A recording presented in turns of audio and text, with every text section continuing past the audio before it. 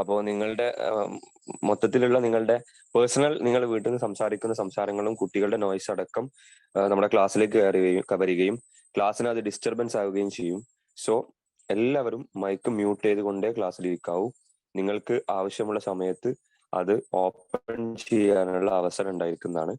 പിന്നെ മിക്കവാറും നിങ്ങളുടെ കമന്റ്സും നിങ്ങളുടെ റീപ്ലൈസും ഒക്കെ ചാറ്റിലൂടെ അറിയിക്കുകയാണ് നിങ്ങൾ ചെയ്യേണ്ടത്. നമ്മുടെ ക്ലാസ്സിന്റെ വളരെ സ്മൂത്ത് ആയ നടത്തിപ്പിന് വേണ്ടി നിങ്ങൾ പ്രത്യേകം ശ്രദ്ധിക്കണമെന്ന് അറിയിക്കും. Nabil sir,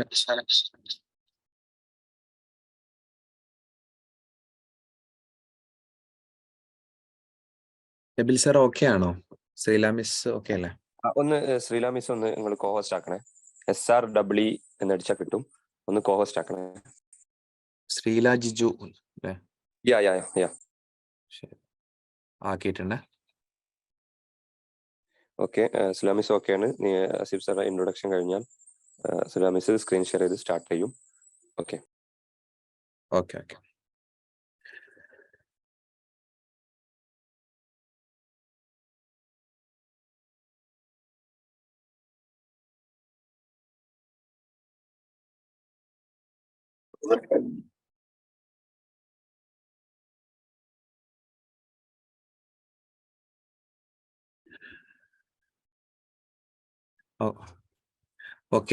hello everyone, welcome to Edfil learning. എല്ലാവർക്കും എഡ്ഫിൽ ലേണിംഗിലേക്ക് സ്വാഗതം. ഓഡിയബിൾ അല്ല? എല്ലാവർക്കും ഒന്ന് ചാറ്റ് ചെയ്യണം, ജസ്റ്റ് ഓക്കെ ആണെന്നുള്ള ഒന്ന് ചാറ്റ് ചെയ്യാം. ശരി.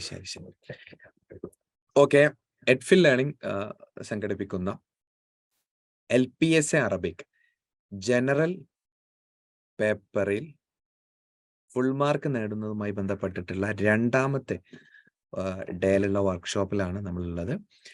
ഇന്നലെ വളരെ ഉപകാരപ്രദമായ ഒരു പ്രോഗ്രാമായിട്ട് പലരും കമന്റ് ചെയ്തു, പല ആളുകളും അതിനെ കുറിച്ച് പറഞ്ഞിട്ടുണ്ട്. വളരെ സന്തോഷമുണ്ട്. പിന്നെ എഡ്ഫിലിനെ സംബന്ധിച്ചിടത്തോളം അതിന്റെ രണ്ടാമത്തെ ഡേ പ്രോഗ്രാമാണ്. ഞാൻ ഓൾറെഡി പറഞ്ഞിട്ടുണ്ടായിരുന്നു. ഇപ്പൊ നിങ്ങൾക്ക് ഇന്നലത്തെ ക്ലാസ്സിന്റെ റിലീസ് ചെയ്തിട്ടുണ്ട്, കാണാൻ കഴിയാത്ത ആളുകൾക്ക് വേണ്ടിയിട്ട്. ഇന്നലെ ക്ലാസ്സിന്റെ പിന്നെ ക്ലാസ്സിന്റെ PDF നാളെ ലഭിക്കും കേട്ടോ ശബന. നാളെയാണ് നമ്മൾ ലഭിക്കാം. ഡിസൈൻ ചെയ്തിട്ട് നാളെ നിങ്ങൾക്ക് ഗ്രൂപ്പിൽ അയച്ചു തരും ഇന്നലത്തെ ക്ലാസ്സിന്റെ PDF.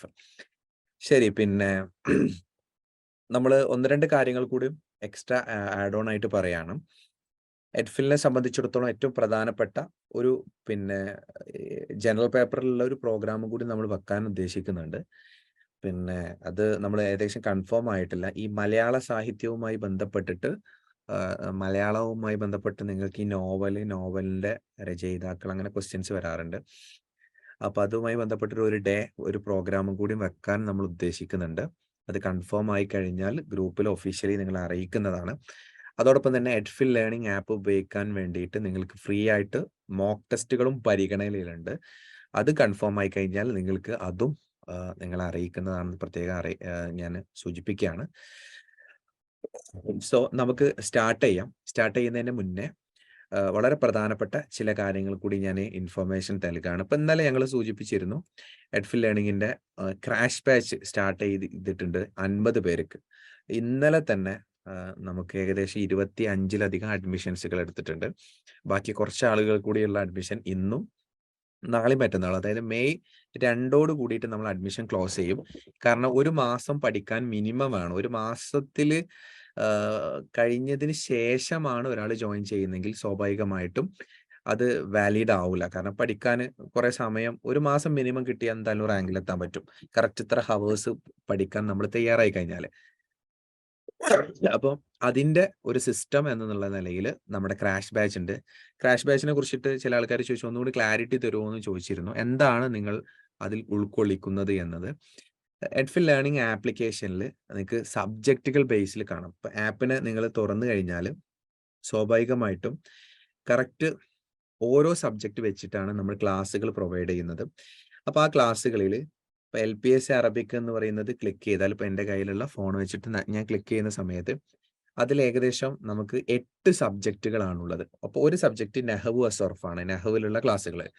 ഇൽമുൽ ബലാഗയിലുള്ള ക്ലാസ്സുകൾ, അറൂദലുള്ള ക്ലാസ്സുകൾ, താരിഖുൽ അദബുൽ അറബിക് ലിറ്ററേച്ചറിലുള്ളത്, പിന്നെ ടീച്ചിങ് ഓഫ് അറബിക് ലാംഗ്വേജ് അഥവാ അറബിക് മെത്തഡോളജി, അറബിക് മെത്തഡോളജിയിൽ 1-2 മാർക്കുകളാണ് ചോദിക്കുന്നതെങ്കിലും കുറച്ച് ടഫാണ്. കേരളത്തിൽ നമുക്ക് ഏറ്റവും നല്ല ഫാക്കൾട്ടി റാഷിദ മിസ് ആണ് നമുക്ക് ക്ലാസ് എടുക്കുന്നത്. അപ്പോൾ നിങ്ങൾക്ക് വേണമെങ്കിൽ ഡെമോസും പിന്നെ ക്ലാസ്സിൻ്റെ ഒക്കെ എല്ലാത്തിനും ഡെമോ ക്ലാസ്സുകളുണ്ട്. അതേപോലെ തന്നെ ആപ്ലിക്കേഷനിൽ നിങ്ങൾക്ക് ഫ്രീ ക്ലാസ്സും ഉണ്ട്. അതും ക്ലാസ് കാണാം. അതിൻ്റെ ആപ്പിൻ്റെ ലിങ്കും കാര്യങ്ങളൊക്കെ നമ്മൾ അയച്ചു തരുന്നതാണ്. പിന്നെ മൗലുആത്ത് നുഖറ എന്ന് പറഞ്ഞിട്ട് കുറച്ച് സെപ്പറേറ്റ് ആയിട്ടുള്ള കുറച്ച് ടോപ്പിക്സ് ഉണ്ട്. ഉദാഹരണം പറയുകയാണെങ്കിൽ ഈ കുത്തുബ്, ട്രാൻസ്ലേഷന്, ആലമുൽ നഖ്ദ് അങ്ങനത്തെ കുറെ കാര്യങ്ങളുണ്ടല്ലോ അത്. പിന്നെ GK and current affairs. GK and current affairs ആണ് ശ്രീലാമീസ് എടുക്കുന്നത്. അതിൽ തന്നെ എല്ലാ ഏരിയ ഏകദേശം Indian constitution, award, economics, geography അങ്ങനെ കുറെ സംഗതികൾ. പിന്നെ കേരള റിനൈസൻസ്, ഫ്രീഡം മൂവ്മെന്റ്. ഇതിൽ തന്നെ GK കറണ്ട് അഫയേഴ്സിലോ പിന്നെ ഇതിലോ നമ്മൾ ആഡ് ഓൺ ചെയ്യുന്നതാണ് മലയാള സാഹിത്യവുമായി ബന്ധപ്പെട്ടിട്ടുള്ള സംഗതികൾ. ഈ 8 സബ്ജക്റ്റുകളുമായിട്ട് ക്ലാസ്സുകൾ കംപ്ലീറ്റ്ലി നമ്മളെ ആപ്പ്, അപ്പൊ നിങ്ങൾ കാണുന്നുണ്ടോന്ന് അറിയില്ല, ആപ്ലിക്കേഷനിൽ കംപ്ലീറ്റ്ലി ക്ലാസ്സുകളുണ്ട്. ഈ ക്ലാസ്സും നിങ്ങൾക്ക് ഇതിന്റെ കൂടെ ഫ്രീ ആയിട്ട് ലഭിക്കും.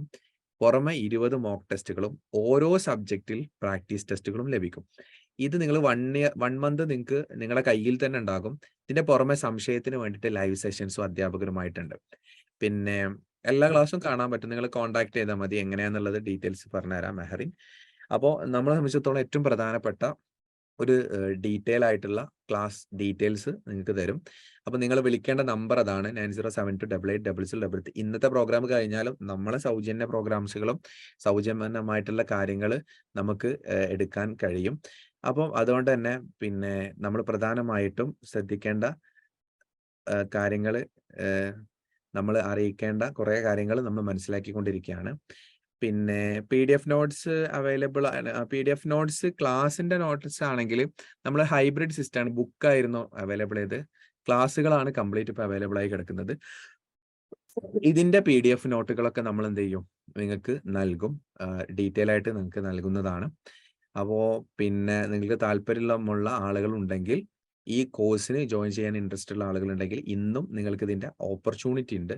ഇന്നും നാളെയൊക്കെ ആയിട്ട് ഓപ്പർച്യൂണിറ്റീസ് ഉണ്ട്. ആ ഓപ്പർച്യൂണിറ്റി യൂസ് ചെയ്യുക. സോ ഞാൻ എൻ്റെ പിന്നെ സ്വാഗത ഭാഷണത്തിലേക്ക് നമുക്ക് കൃത്യമായിട്ട് കാണാൻ പറ്റുന്ന ഒരു 1-2 പോയിന്റുകളാണ് ഞാൻ വർക്കൗട്ട് ചെയ്യുന്നത്. സോ പിന്നെ പ്രധാനമായിട്ടും ഇന്നത്തെ ക്ലാസ്സിൽ നമുക്ക് ശ്രീല മിസ് ആണ് നമുക്ക് ക്ലാസ് എടുക്കുന്നത്. മിസ് ഏകദേശം റെഡിയാണ്. ശ്രീല മിസ് എന്ന് പറയുന്നത് ഓൾറെഡി പിന്നെ ഒരുപാട് GK മാത്രമല്ല ക്ലാസ് കേട്ടോ, നമ്മുടെ ആപ്ലിക്കേഷനിൽ കംപ്ലീറ്റ് ക്ലാസ്സുകളുണ്ട്. ഇതിൽ ഇന്നിപ്പോൾ GK ആൻഡ് കറണ്ട് അഫയേഴ്സ് ആണ്.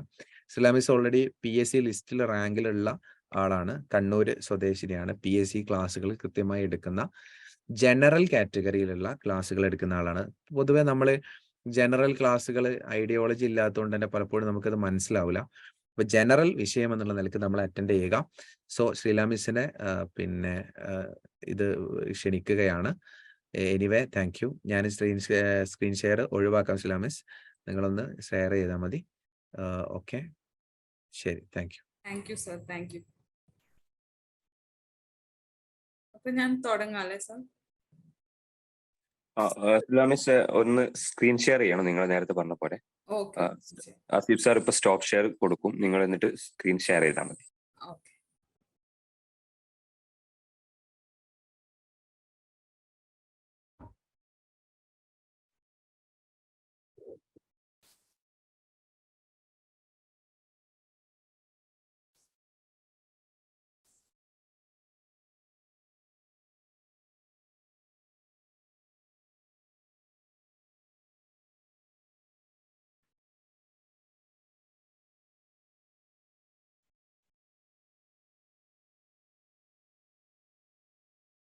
ആസിഫ് സാർ ഒന്ന് സ്റ്റോപ്പ് ഷെയർ കൊടുക്കണേ.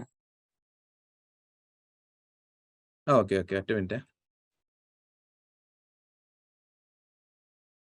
ഓക്കെ, ശ്രീല മാം സ്ക്രീൻ ഷെയർ ചെയ്തോളൂ.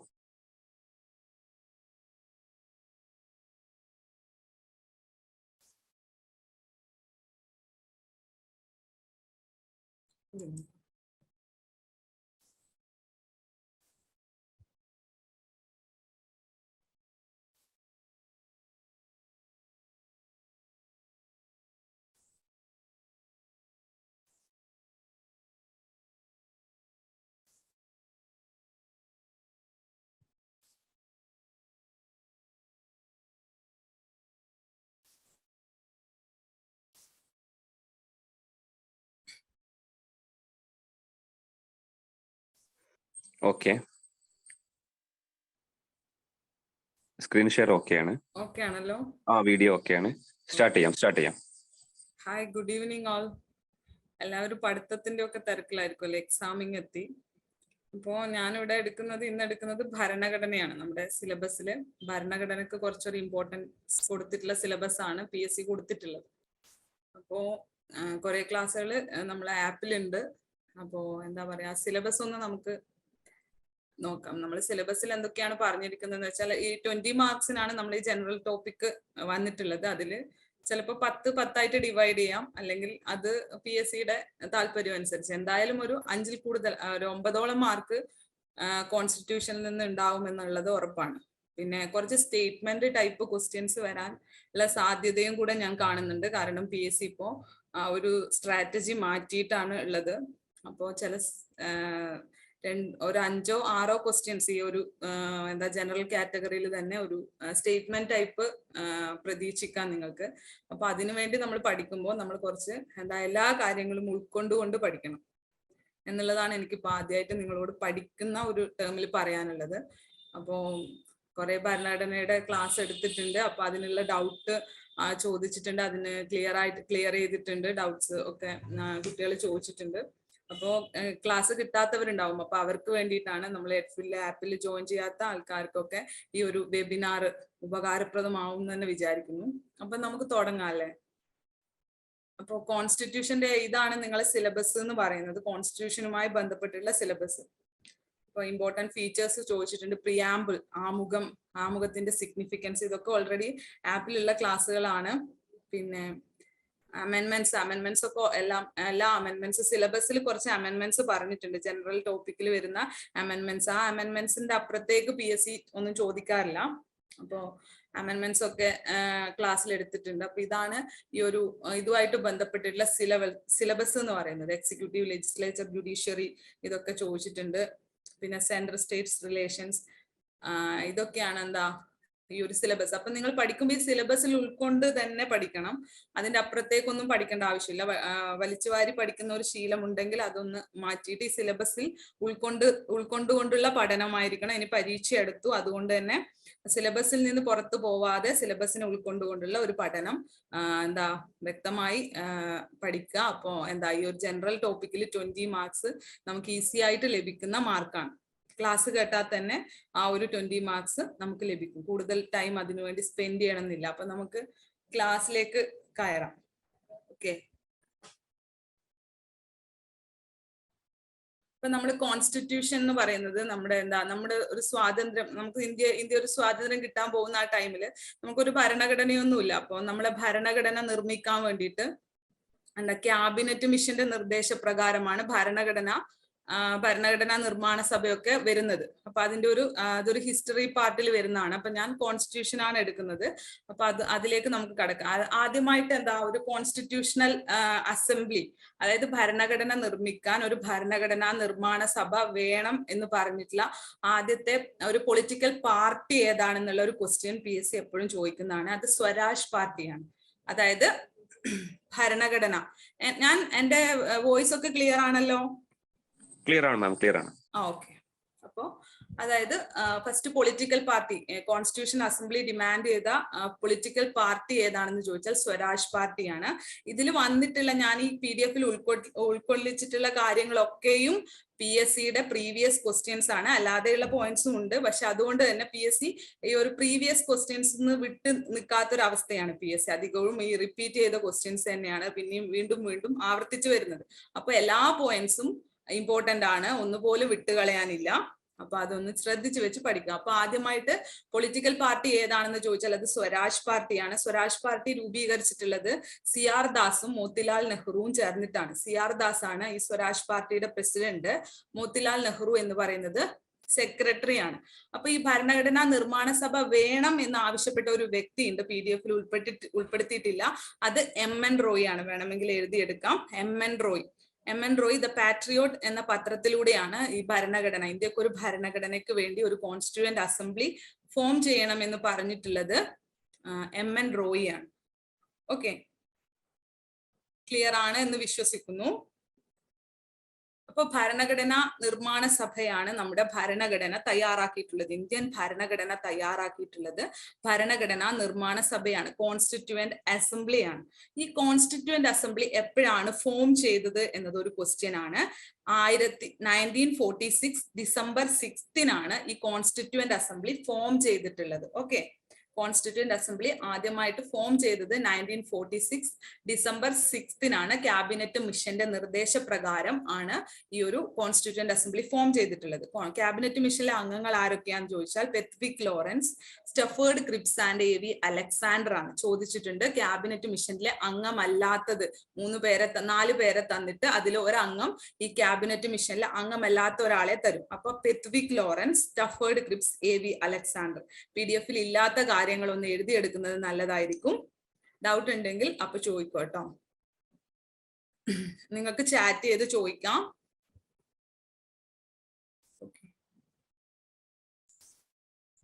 Pethick Lawrence, Stafford Cripps, A V Alexander ഇവരാണ് ക്യാബിനറ്റ് മിഷനിലെ അംഗങ്ങൾ. ഓക്കെ, അതിന്റെ സെക്രട്ടറി ആരാണെന്ന് ചോദിച്ചാൽ അത് പെത്വിക് ലോറൻസ് ആണ്. ചെയർമാൻ പെത്വിക് ലോറൻസ് ആണ്. ഓക്കെ, ഓക്കെ ആണ്. ഇത്രയും പറഞ്ഞിടത്തോളം ക്ലിയർ ആണ് എന്ന് വിശ്വസിക്കുന്നു. ചാറ്റ് ചെയ്ത് കഴിഞ്ഞാൽ കൂടുതൽ എനിക്കൊരു നിങ്ങൾക്കൊരു ക്ലിയർ ആണ് എന്നുള്ളത് മനസ്സിലാവുമായിരുന്നു. ഓക്കെ,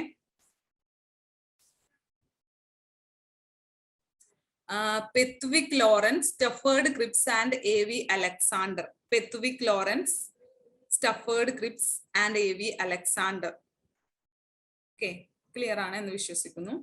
അപ്പൊ ഈ ഒരു ഭരണഘടനാ നിർമ്മാണ സഭയുടെ 1946 ഡിസംബർ 6 ഫോം ചെയ്തു. 2 ദിവസം കഴിഞ്ഞ് 1946 ഡിസംബർ 9 ആദ്യ മീറ്റിംഗ്. അതും ചോദ്യമാണ്. ഡിസംബർ 9 ഫസ്റ്റ് മീറ്റിംഗ് സംഘടിപ്പിക്കുന്നത്. ആ ഫസ്റ്റ് മീറ്റിംഗിൽ വെച്ചിട്ട് ഭരണഘടനയുടെ ആ ഒരു മീറ്റിംഗിലെ മുതിർന്ന അംഗത്തെ doctor Sachchidananda Pethick Lawrence, yes Pethick Lawrence ആണ്, നിസാനിയ പെത്വിക് ലോറൻസ് തന്നെയാണ്. Pethick Lawrence, A V Alexander, Stafford Cripps. Okay, അപ്പോ ആദ്യ മീറ്റിംഗിൽ ഡോക്ടർ സച്ചിദാനന്ദ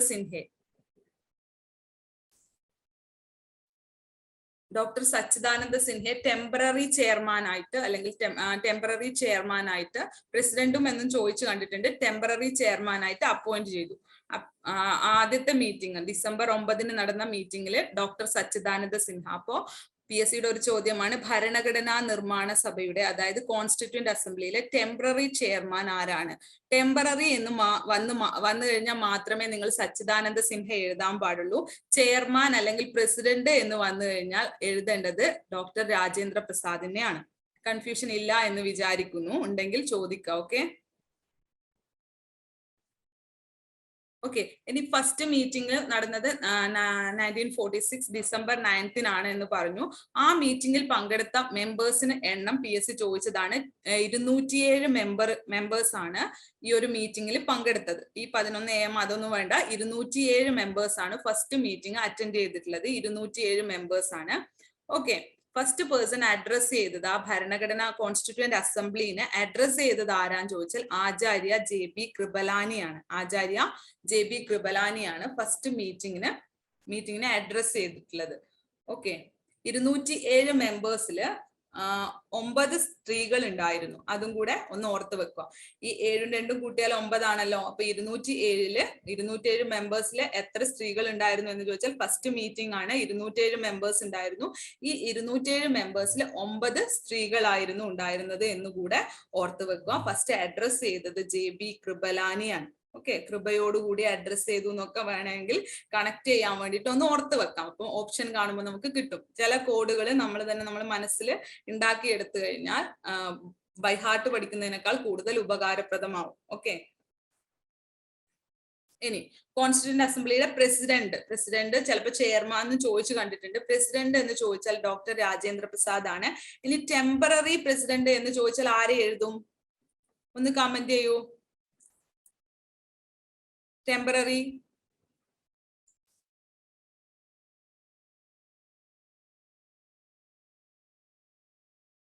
സച്ചിദാനന്ദ സിൻഹ. ഓ, ഇംഗ്ലീഷിൽ വായിക്കാൻ. ഓക്കെ, ഇംഗ്ലീഷിൽ വായിക്കാം. കാരണം ഇംഗ്ലീഷിൽ ഇപ്പൊ ഞാൻ പറഞ്ഞു കഴിഞ്ഞാൽ ആ ക്വസ്റ്റ്യൻ കാണുമ്പോൾ നിങ്ങൾക്ക് മനസ്സിലാവില്ലേ?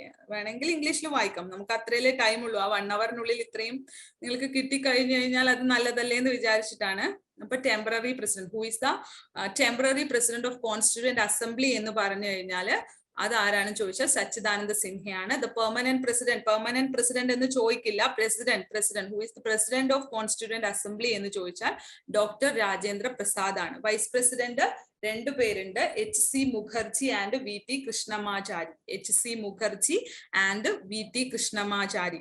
ഇതൊന്നും ചോദിച്ച ക്വസ്റ്റ്യൻസ് അല്ല. ഈ പ്രസിഡന്റ് രാജേന്ദ്ര പ്രസാദ് ചോദിച്ചതാണ്. ഇതൊന്നും ഇതുവരെ വന്നിട്ടില്ല. ഇനി വേണമെങ്കിൽ പക്ഷെ നിങ്ങളുടെ പരീക്ഷയ്ക്ക് ആ ഒരു ലെവലിലേക്ക് പോവില്ല എന്ന് ഞാൻ വിചാരിക്കുന്നു. പക്ഷെ എന്തായാലും സ്റ്റേറ്റ്മെന്റ് ടൈപ്പ് ക്വസ്റ്റ്യൻസ് വരും. പിന്നെ സെക്രട്ടറി എന്ന് പറയുന്നത് HVR അയ്യങ്കാർ ആണ്. സെക്രട്ടറി, കോൺസ്റ്റിറ്റ്യൂവന്റ് അസംബ്ലിയുടെ സെക്രട്ടറി HVR അയ്യങ്കാർ ആണ്. അപ്പൊ പ്രസിഡന്റ് എന്ന് പറയുന്ന ഡോക്ടർ രാജേന്ദ്ര പ്രസാദ് ആണ്. സെക്രട്ടറി HVR അയ്യങ്കാർ ആണ്. എപ്പോഴാണ് കോൺസ്റ്റിറ്റ്യൂവന്റ് അസംബ്ലി ഫോം ചെയ്തത്? ഒന്ന് കമന്റ് ചെയ്തേ. When was the Constituent Assembly formed?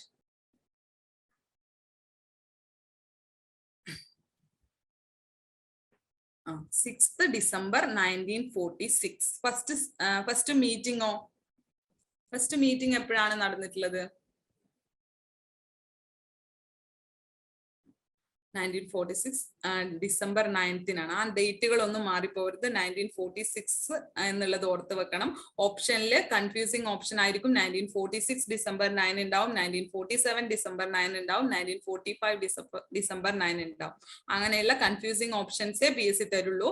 അതുകൊണ്ട് 1946 അല്ലെങ്കിൽ ഡിസംബർ 6 ഡിസംബർ 9 വെച്ച് നിങ്ങളെ കൺഫ്യൂസ് ചെയ്യിപ്പിക്കും. ആ ഒരു ക്വസ്റ്റ്യൻ ഇടയ്ക്കിടെ വരുന്ന ക്വസ്റ്റ്യൻ ആണ്. അതുകൊണ്ട് അതൊന്ന് ജസ്റ്റ് ഒന്ന് നോട്ട് ചെയ്യുക. 1946 കോൺസ്റ്റിറ്റ്യൂവന്റ് അസംബ്ലി ഫോം ചെയ്യുന്നത്. സ്വരാജ് പാർട്ടി ആണ് ആദ്യമായിട്ട് ഭരണഘടനാ നിർമ്മാണ സഭ വേണമെന്ന് അഭിപ്രായപ്പെട്ടത്.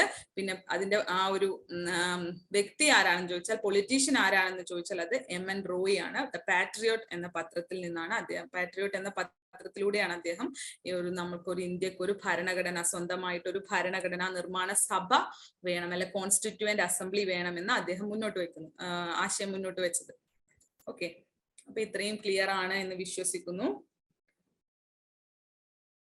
ഈ രാജേന്ദ്ര പ്രസാദിനെ എലക്ട് ചെയ്യുന്നത് എപ്പോഴാന്ന് ചോദിച്ചാൽ 1946 ഡിസംബർ 11 കേട്ടോ.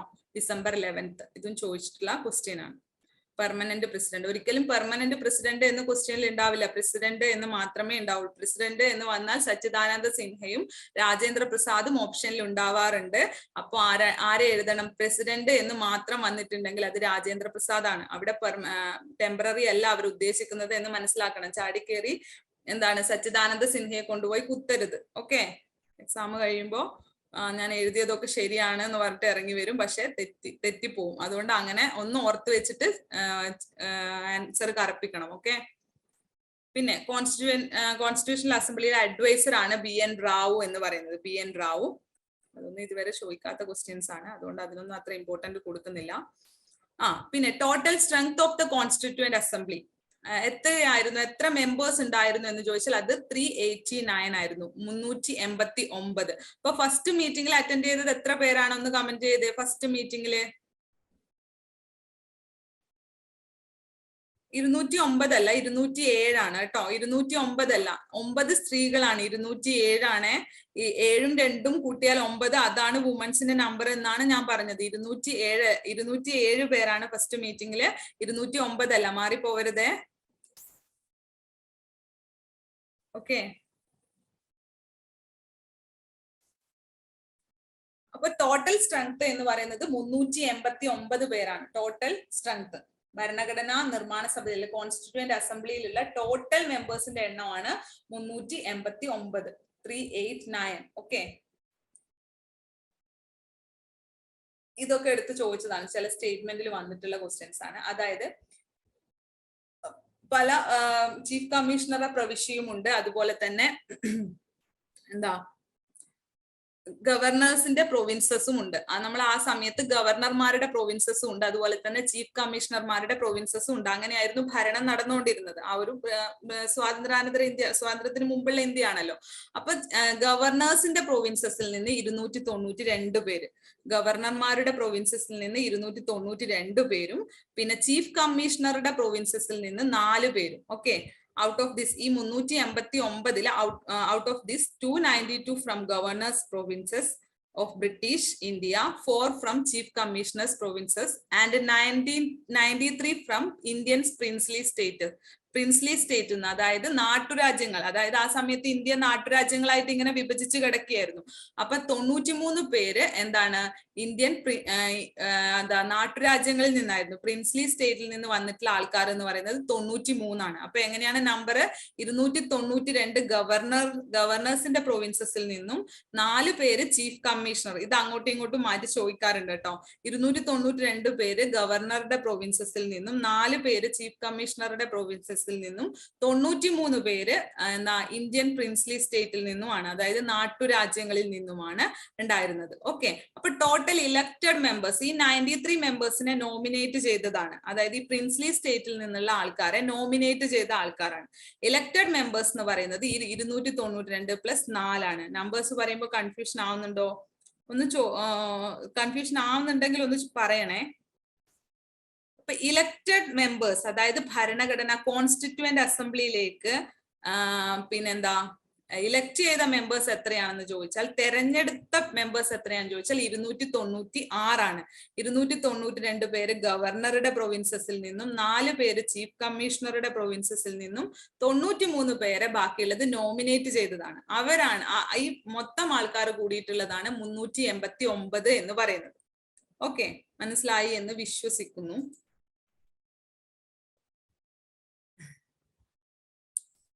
ഓക്കെ, നമ്പർ നന്നായിട്ട് കൺഫ്യൂഷൻ ആവുന്നുണ്ടെന്നാ പറയുന്നത്. അപ്പൊ ഞാൻ പറയാം, അതായത് 389 പേരാണ് ആകെ ടോട്ടൽ ഭരണഘടനാ നിർമ്മാണ സഭയിലുള്ളത്.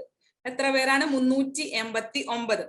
അപ്പൊ ഈ 292, 4, 93 എന്ന് നിങ്ങളൊന്ന് എഴുതി നോക്കൂ. 292 പ്ലസ് 4 പ്ലസ് 93, അങ്ങനെയാണ് 389 വരുന്നത്. ഈ 292 പേര് എന്ന് പറയുന്നത് ഗവർണറുടെ പ്രൊവിൻസസിൽ നിന്ന്, അതായത് ഗവർണേഴ്സ് ഭരിക്കുന്നത്. അത് നമ്മൾ പഠിക്കുന്നത് ആ ഒരു പിന്നെ ഇന്ത്യൻ ഹിസ്റ്ററിയുമായി ബന്ധപ്പെട്ടതാണ്. അത് പറയുമ്പോൾ പിന്നെ നമുക്ക് കൂടുതൽ കാര്യം പറയേണ്ടത്, എങ്ങനെയാണ് ഗവർണറുടെ പ്രൊവിൻസ്, എങ്ങനെയാണ് ചീഫ് കമ്മീഷണറുടെ പ്രൊവിൻസസ് എന്നൊക്കെ പറയുന്നത്. അപ്പൊ ഇപ്പൊ ഓർത്ത് വെക്കുക, ആ നാട്ടുരാജ്യങ്ങളുണ്ട്, പ്രിൻസ്ലി സ്റ്റേറ്റ്സ് ഉണ്ട്, ഗവർണറുടെ പ്രൊവിൻസ് ഉണ്ട്, പിന്നെ അതുപോലെ ചീഫ് കമ്മീഷണറുടെ പ്രൊവിൻസസ് ഉണ്ട്.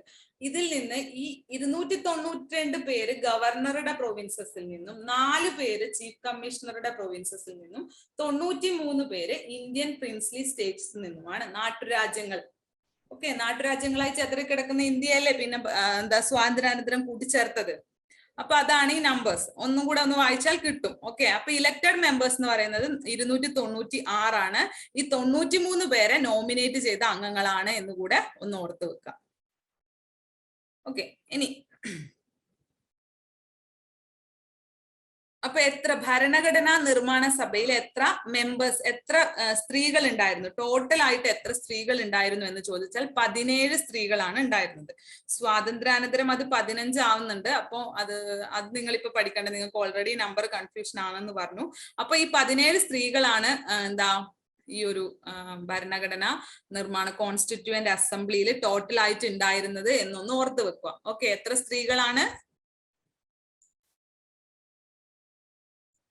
സ്ത്രീകളാണ് ഭരണഘടനാ നിർമ്മാണ സഭയിൽ ഉണ്ടായിരുന്നത്? 17. എത്ര മെമ്പേഴ്സ് ആണ് ടോട്ടൽ ഉണ്ടായിരുന്നത് ഭരണഘടനാ നിർമ്മാണ കോൺസ്റ്റിറ്റ്യൂവന്റ് അസംബ്ലിയിൽ? എത്ര മെമ്പേഴ്സ് ആണ് ടോട്ടൽ മെമ്പേഴ്സ്?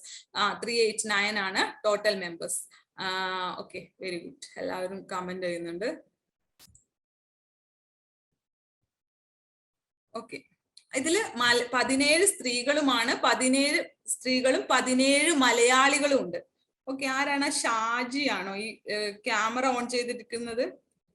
അവര് കിടക്കുന്നതാണെങ്കിൽ ആ ക്യാമറ ഒന്ന് ക്ലോസ് ചെയ്യും കേട്ടോ, അതൊരു ഡിസ്റ്റർബൻസ് ആയിരിക്കും മറ്റുള്ളവർക്ക്. ഷാജി കിടന്നുകൊണ്ടൊക്കെ ക്ലാസ് കേട്ടോളൂ, കുഴപ്പമില്ല. പക്ഷെ അത് ക്യാമറ ഓൺ ചെയ്തിട്ട് വേണ്ട, അത് നമ്മൾക്കൊരു ഡിസ്റ്റർബൻസ് ആയിരിക്കും. Okay, thank U Shaji. അപ്പൊ 17 സ്ത്രീകളുണ്ട്, അതുപോലെ തന്നെ 17 മലയാളികളും ഉണ്ട്. 17 സ്ത്രീകളുണ്ട്, 17 മലയാളികളും ഉണ്ട് കേട്ടോ. 17 മലയാളികളിൽ തന്നെ നമ്മൾ എത്ര സ്ത്രീകൾ ഉണ്ടായിരുന്നു എന്ന് ചോദിച്ചാൽ 3 സ്ത്രീകൾ ഉണ്ടായിരുന്നു. 3 മലയാളത്തിൽ നിന്ന് 3 സ്ത്രീകൾ ഉണ്ടായിരുന്നു എന്ന് ഓർത്തുക. മലയാളികളായ 3 സ്ത്രീകൾ. ഓക്കെ, അപ്പൊ 17 സ്ത്രീകൾ ടോട്ടൽ ആയിട്ട് ഉണ്ടായിരുന്നു. അതുപോലെ തന്നെയാണ് 17 മലയാളികൾ ഉണ്ടായിരുന്നു. ഈ 17 മലയാളികളിൽ 3 സ്ത്രീകളായിരുന്നു എന്ന് ഓർക്കുക. ഓക്കെ, ഓർക്കാൻ ബുദ്ധിമുട്ടില്ലല്ലോ?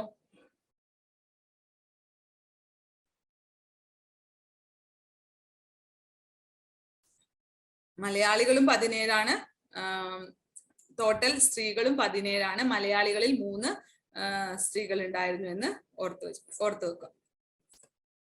ഇത്രയും കൺഫ്യൂഷൻ ഇല്ലല്ലോടോ? ഒന്ന് കമന്റ് ചെയ്യോ?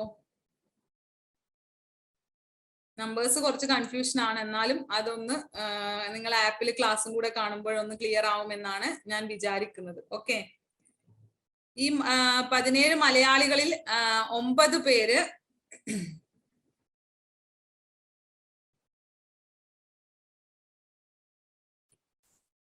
പേര് മദ്രാസിൽ നിന്നും, 6 പേര് തിരുവിതാംകൂറിൽ നിന്നും, പിന്നെ ഒരാള് കൊച്ചിയിൽ നിന്നുമാണ്. ഓക്കെ, ഇവിടെ കുറച്ച്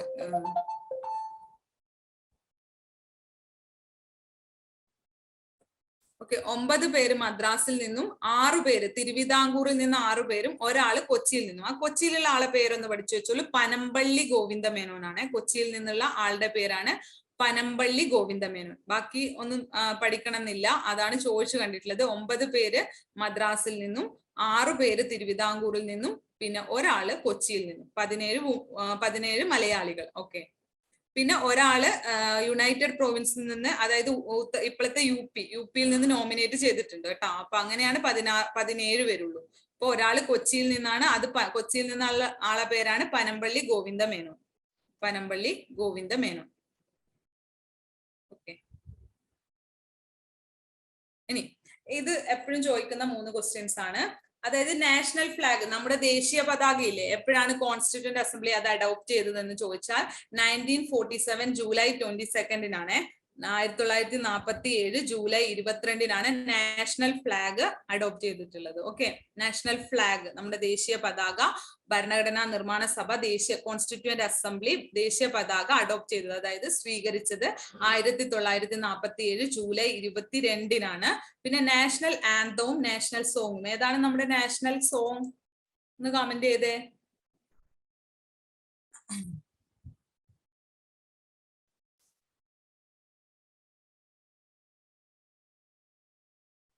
നാഷണൽ സോങ് ആണ് ഞാൻ ചോദിച്ചത്.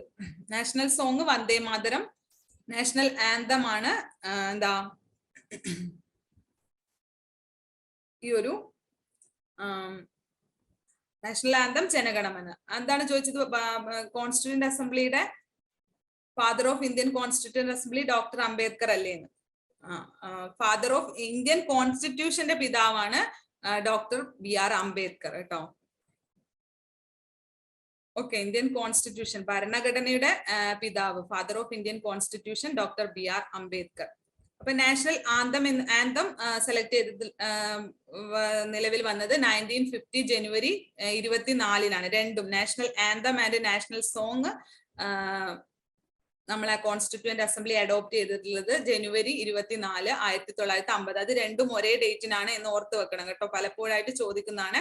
ജനുവരി 24, അതായത് 2 ദിവസം മുമ്പ്. ഈ ജനുവരി 26 നമ്മൾ റിപ്പബ്ലിക് ഡേ ആഘോഷിക്കുകയാണല്ലോ. അപ്പൊ 2 ദിവസം മുമ്പെങ്കിലും അത് സ്വീകരിച്ചാൽ മാത്രമേ നമുക്ക് അന്ന് അത് പാടാൻ പറ്റൂ എന്നൊക്കെയുള്ള ഒരു രീതിയിൽ അങ്ങ് ഓർത്ത് വെക്കും. ഓക്കെ, ജനുവരി 24 ജനുവരി 26 ഓപ്ഷനിൽ വരും. അപ്പൊ നമ്മൾ അത് എഴുതരുത്. അപ്പൊ national anthem and national song ജനുവരി 24 1950. നമ്മുടെ ഭരണഘടന നിലവിൽ വന്നത് എപ്പോഴാണ്? ഭരണഘടന നിലവിൽ വന്നത് എപ്പോഴാണ്?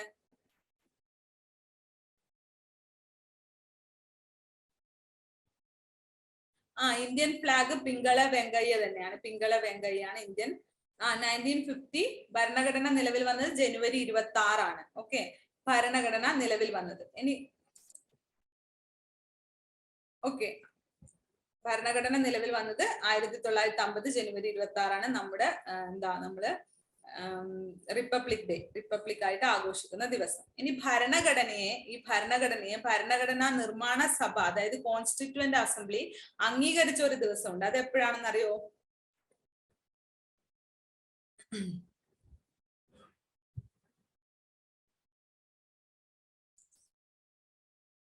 Yes, very good Mehreen. 1949 November 26-നാണ്. നവംബർ 26 നമ്മൾ നിയമദിനമൊക്കെ ആയിട്ട് ആചരിക്കുന്നത്. ഓക്കെ,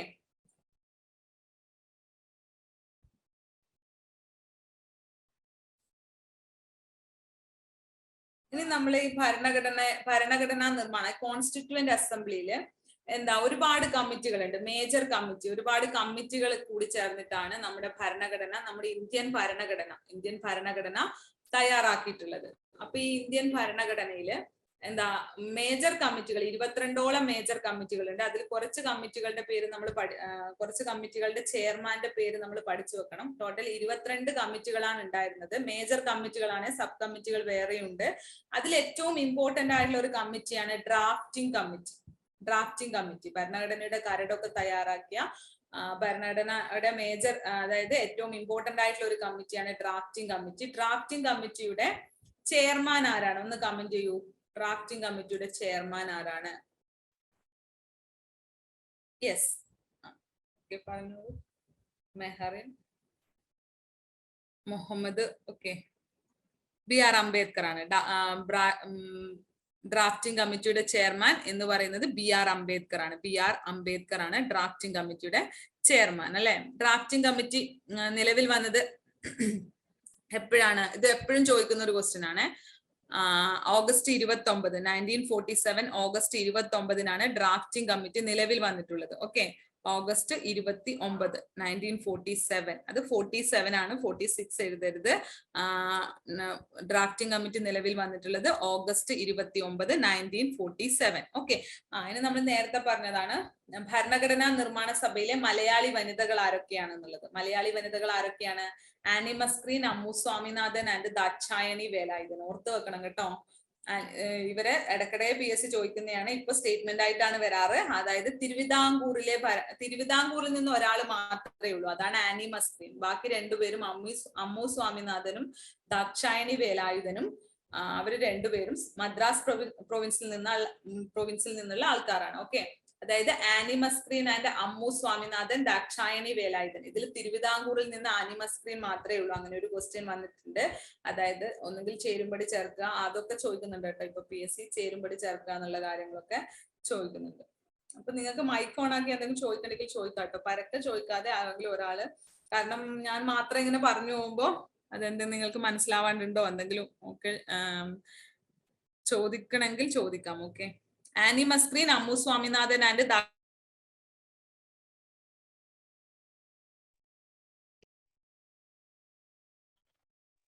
മാഡം, ഈ പ്രീവിയസ് ഇയർ ക്വസ്റ്റ്യൻ പേപ്പർ മാത്രം നോക്കിയാൽ കറണ്ട് അഫയേഴ്സ് സ്കോർ ചെയ്യാൻ പറ്റുമോ? പിന്നെ മിസ്സിന്റെ ഇതൊന്നും മൈക്കൊന്നും കൂടി ഓൺ ആക്കണേ ജസ്റ്റ്. നമുക്ക് പിന്നെ ശരിയല്ല മിസ്, നമ്മൾ കുറച്ച് കഴിഞ്ഞിട്ട് ഒരു മിനിറ്റ് ഓക്കെ അല്ലേ? കുറച്ച് കഴിഞ്ഞിട്ട് നമുക്ക് ചോദ്യത്തിലേക്ക് കടക്കണായിരിക്കും നല്ലേ, അല്ലെങ്കിൽ ആകെ നമുക്ക് സമയമാവും. കമന്റ്സ് ചെയ്താ പോരെ? ഓക്കെ, ശ്രീല മിസ്സിന്റെ മിസ്സിന്റെ മൗസ് പോയിന്റർ ഒന്ന് മുകളിലേക്ക് വെച്ച് കഴിഞ്ഞാല് മൈക്ക് ഒന്ന് ഓൺ ചെയ്യണം കേട്ടോ. അത് എല്ലാവരും മ്യൂട്ട് കൊടുത്തപ്പം മ്യൂട്ട് ആയി പോയതാണ്. Okay, Annie Mascarene, Ammu Swaminathan and Dakshayani Velayudhan. ഇതിൽ പ്രീവിയസ് ക്വസ്റ്റ്യൻ മാത്രമല്ല ഉൾപ്പെടുത്തിയിട്ടുള്ളത്, അല്ലാതെയുള്ള ക്വസ്റ്റ്യൻസും ഒക്കെ ഉണ്ട്. ഓക്കെ,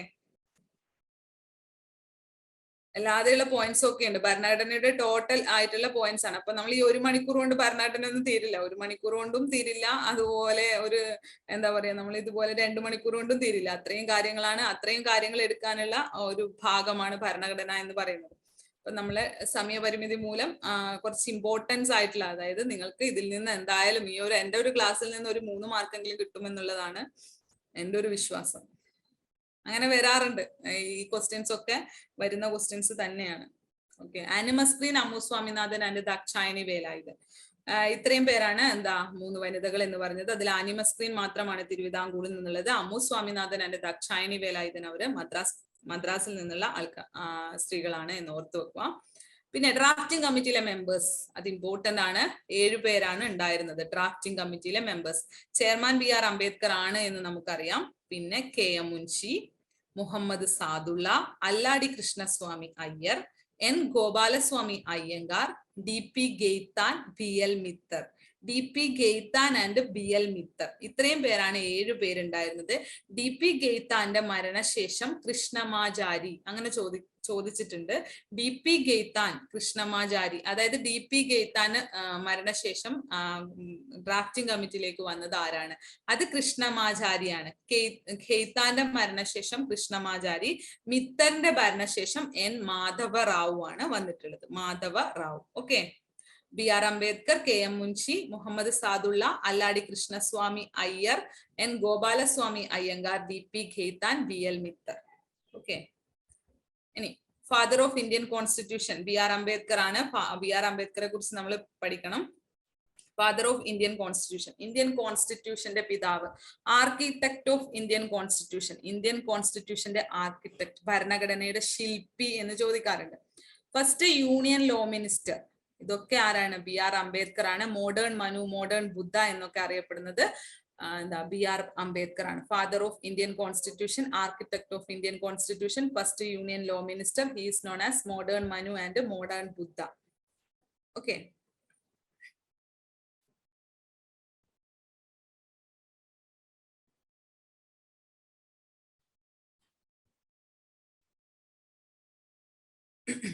ഇന്ത്യക്ക് സ്വാതന്ത്ര്യം കിട്ടി 1947 ഓഗസ്റ്റ് 14 ഇന്ത്യക്ക് സ്വാതന്ത്ര്യം. ഓഗസ്റ്റ് 14 അർദ്ധരാത്രി ഇന്ത്യക്ക് സ്വാതന്ത്ര്യം കിട്ടുന്നതോടെ നമ്മളെ കോൺസ്റ്റിറ്റ്യൂവന്റ് അസംബ്ലി എന്തായി മാറി? നമ്മളെ ലെജിസ്ലേറ്റീവ് ബോഡിയായി മാറി കേട്ടോ. കോൺസ്റ്റിറ്റ്യൂവന്റ് അസംബ്ലി ലെജിസ്ലേറ്റീവ് ബോഡി ആയിട്ട് മാറുകയും ആ ലെജിസ്ലേറ്റീവ് ബോഡി ആയതിനു ശേഷം അത് ആദ്യമായി യോഗം ചേർന്നത് പിന്നീട് കോൺസ്റ്റിറ്റ്യൂവന്റ് അസംബ്ലി അല്ല, അതൊരു ലെജിസ്ലേറ്റീവ് നിയമനിർമ്മാണ സഭയായി മാറി.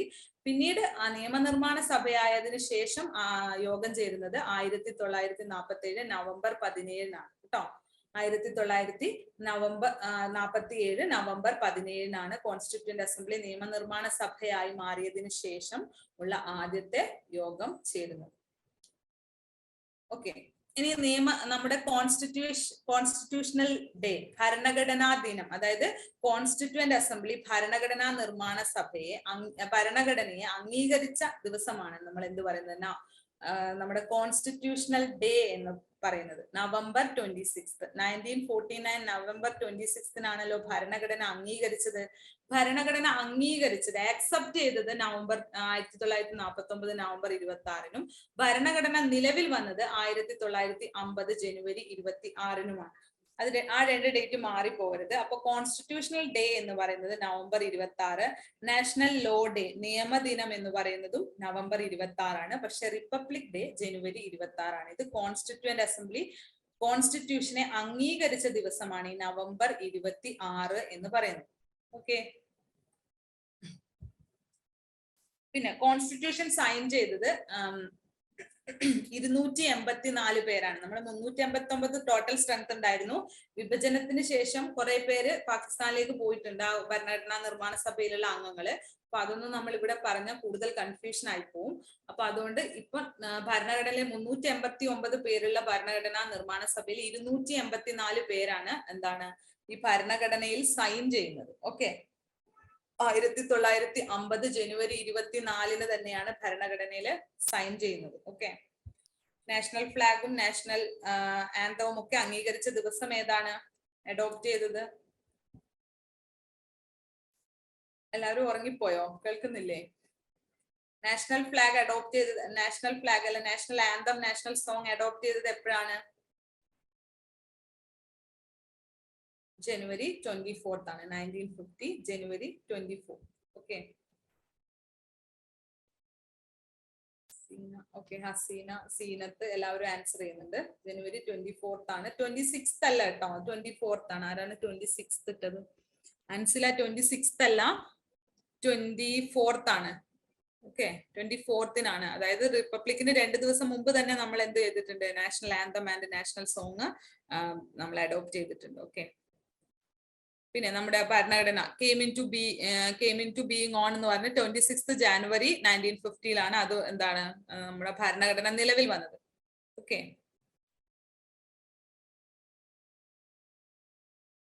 ഇനി ഒരുപാട് കമ്മിറ്റികൾ ഉണ്ട് എന്ന് പറഞ്ഞു. മേജർ കമ്മിറ്റികളായിട്ട് 22 കമ്മിറ്റികൾ ഉണ്ട്. 22 കമ്മിറ്റികളൊന്നും ഞാൻ ഇവിടെ കൊടുത്തിട്ടില്ല. PSC ചോദിച്ചതും കുറച്ച് ഇമ്പോർട്ടൻസ് ആയിട്ടുള്ള കമ്മിറ്റികളാണ്. അതിന്റെ ചെയർമാൻ ആണ്. അപ്പൊ അതുകൊണ്ട് ഈ ഒരു കമ്മിറ്റിയും അതിന്റെ ചെയർമാനും ഒന്ന് പഠിച്ചു വെക്കാം. Okay. Committee on the rules of procedure Rajendra Prasad ആണ് ചെയർമാൻ. Rules of procedure.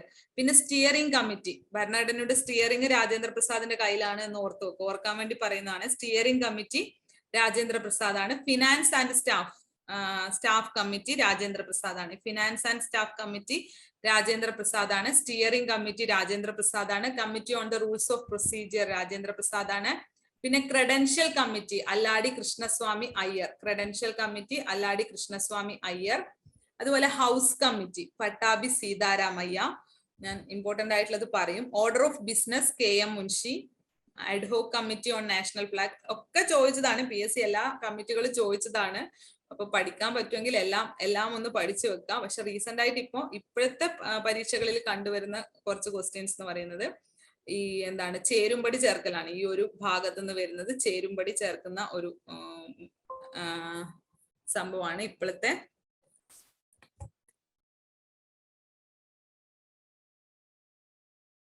ഓഡിയോബിൾ അല്ല. നോക്കട്ടെ ജസ്റ്റ് 2 മിനിറ്റ്.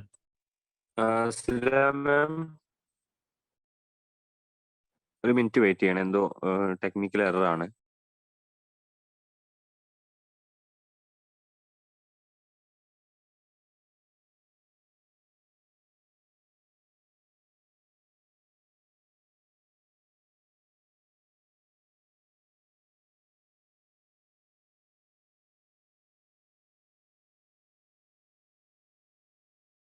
നബിൽ സാർ ഒന്ന് കോൺടാക്ട് ചെയ്യോ?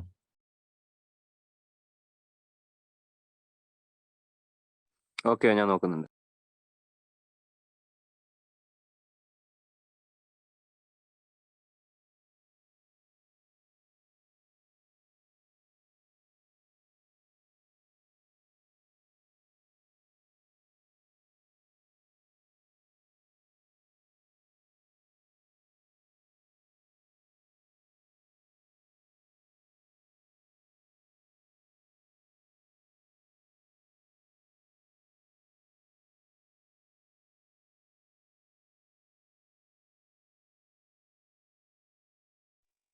ഹലോ ഡിയേഴ്സ്, എല്ലാവരും ഒരു 5 മിനിറ്റ്, 2-3 മിനിറ്റ് വെയിറ്റ് ചെയ്യാം.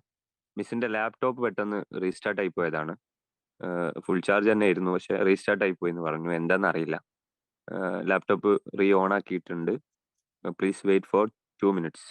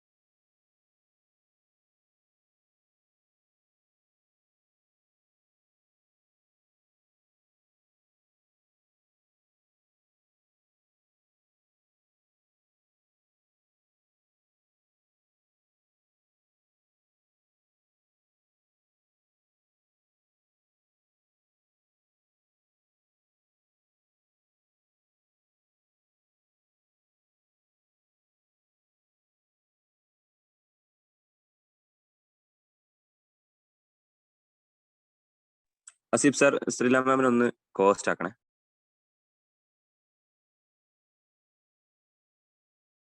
Okay okay.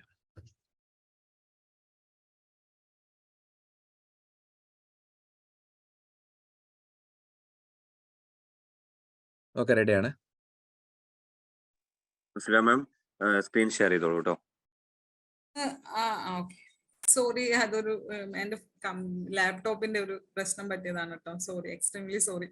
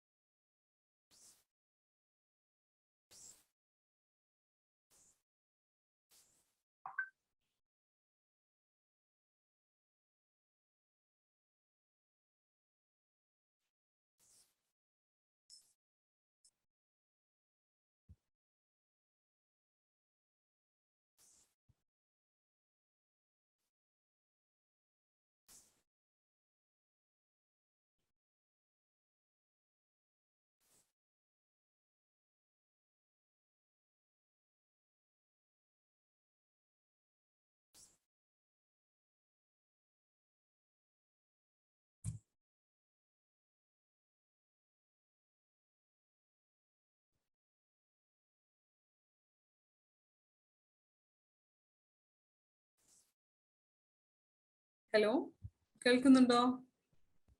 മാം കേൾക്കുന്നുണ്ട്. സ്ക്രീൻ ഷെയർ ഒന്ന് ഓക്കെ ആക്കിയാൽ മതി. ഓക്കെ.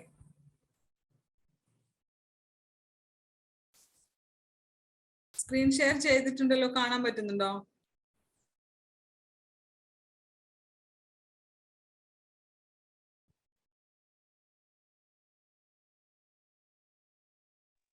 ഇല്ലല്ലോ, ഒന്നുകൂടി സ്ക്രീൻ ഷെയർ ചെയ്തിട്ട് ചെയ്യോ, ഒന്നുകൂടി ചെയ്യോ. ഓക്കെ.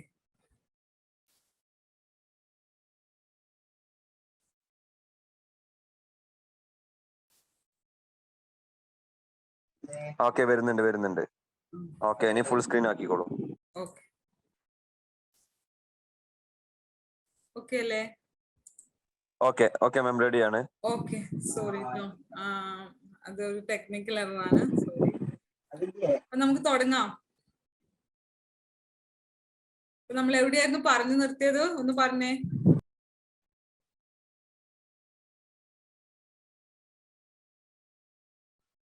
അമ്മു സ്വാമിനാഥൻ, ആനി മസ്ക്രീൻ, ദാക്ഷായണി വേലായുധൻ ഒക്കെ പറഞ്ഞു. നമ്മള് ഡ്രാഫ്റ്റിംഗ് കമ്മിറ്റിയിലെ അംഗങ്ങൾ പറഞ്ഞു.